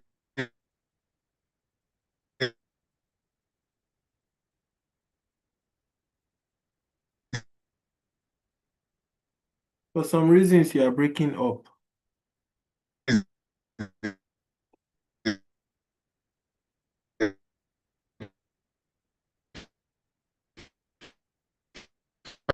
That presented. Any team that have not sent out their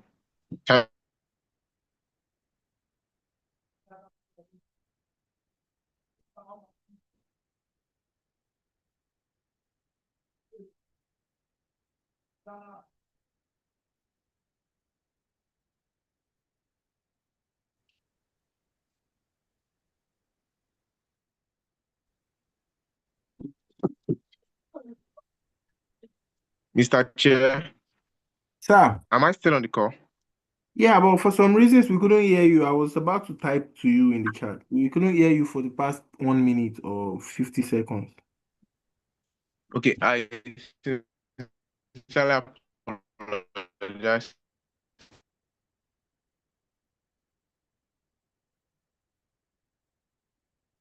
Experiencing the same technical glitch. So let me just recap remarks. Please, if you've not sent, okay, but then if you've not sent in your policy documents, please send it on the participants group on WhatsApp so that the judges can easily access the information and your fellow parliamentarians can weigh the ideas ahead of tomorrow's session.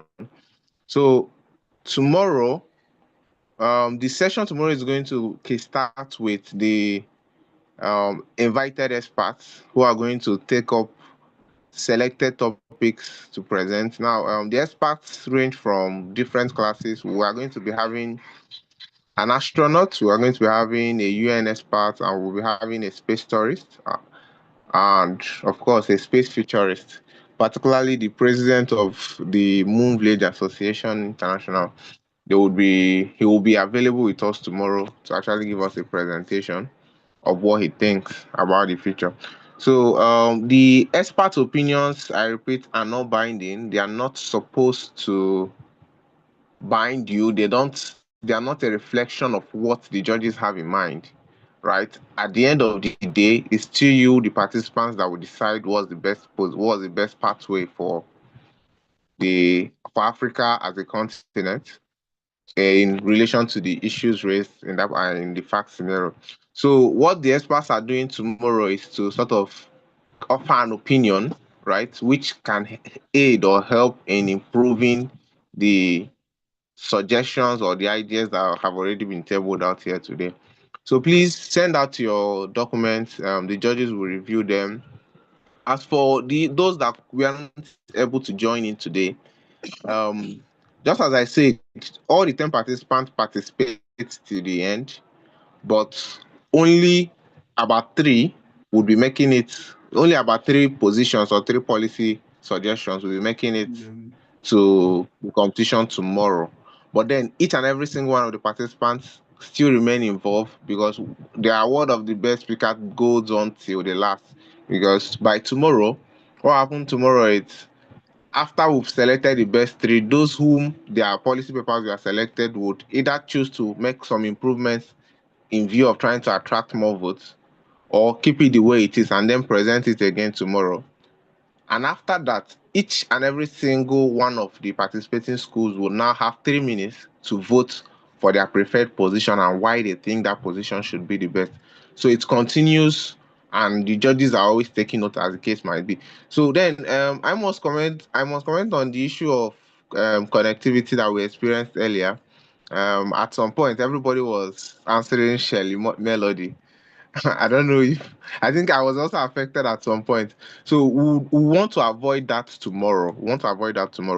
The technical team, they submitted a general link where you can register with your email and then they will send you your own personalized mail for the webinar. So that we don't sort of create the confusion that we had earlier, where by the judges call and Shelley, what's her name again? Shirley Melody was awarded, she was given scores like 3-4 times. But then we'll be able to streamline that with the policy paper because the judges were able to take note of the points that were made.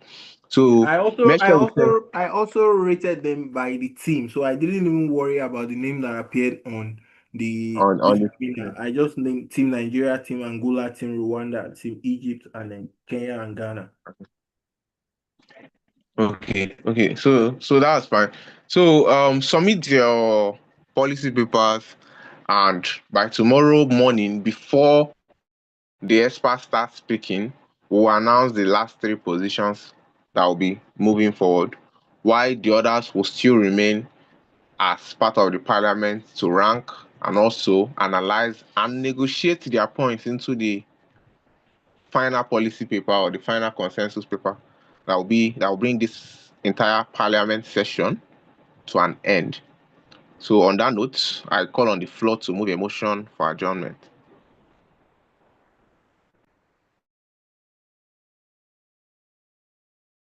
Humans on planet Earth. Call for motion for adjournment.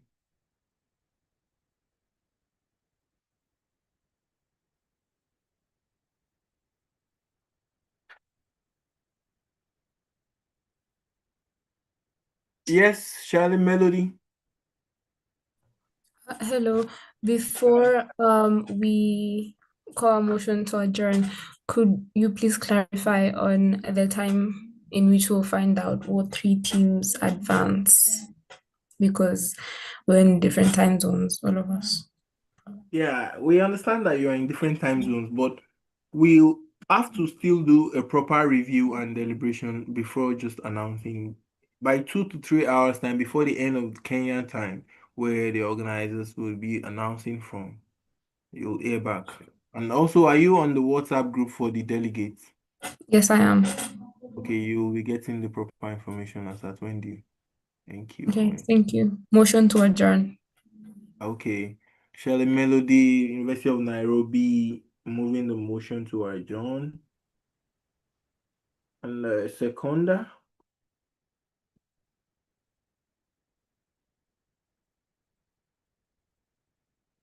If there's nobody seconding, we might just have to be in space for a little bit longer. I think Moise raised her hand. Okay, Moise, you can speak now. I just asked you to unmute. I'm a seconder. I'm seconding. From University of Ilorin. Seconder. Thank you very much. That will be the intermediate end of this session, and we'll keep in touch from the WhatsApp group. However, there are other public-facing activities on the Lunaria 1 mission today. You will be properly informed if you like to check in on what's going on. I think there is an interview with the team lead of the Habitat and System later in the day.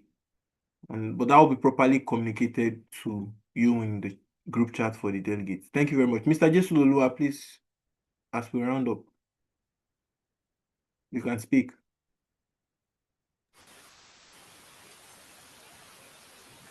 All right, fellow humans on the space. You have to mute your other account because we can hear the echo. All right. So I would like to draw our attention to how we move the motion. I think we are planning to be the first to do the parliament thing in the space, so we should do it properly. There was an agenda read, and since we've exhausted the agenda, we should talk about it then. Because we've exhausted the agenda, you now mention your name. I, so. I haven't exhausted the agenda for the beginning of this parliament, hereby move the motion. I think we should do it properly. It is better to do it well from the beginning. Just an opinion raised. Thank you. Okay, great. Valid opinion, valid research point, and valid ethical point since we are streaming live. But, Africans will always be Africans. So here we go. Team Nairobi, can you please do the proper raising of a motion with your name, the statement of your name, the university you are participating from, and the team you are representing, and then with the conclusive statement as to... Mr. Barnabas, Mr. Bamio. Sir? Yes.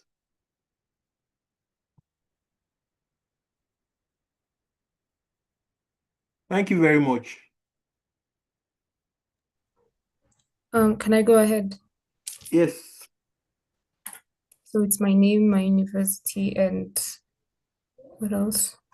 Country you are representing, and that since all the valid points have been made at this parliamentary session, you raise a motion for adjournment until tomorrow's session. All right. I, Shirley Melody from the University of Nairobi, representing the Republic of Kenya, seeing as all the discussion points are exhausted, we would like to move to a motion to adjourn this meeting. Thank you very much. Simuni Lauren, can you do the proper seconding of this motion for adjournment? As a delegate of the African space economy.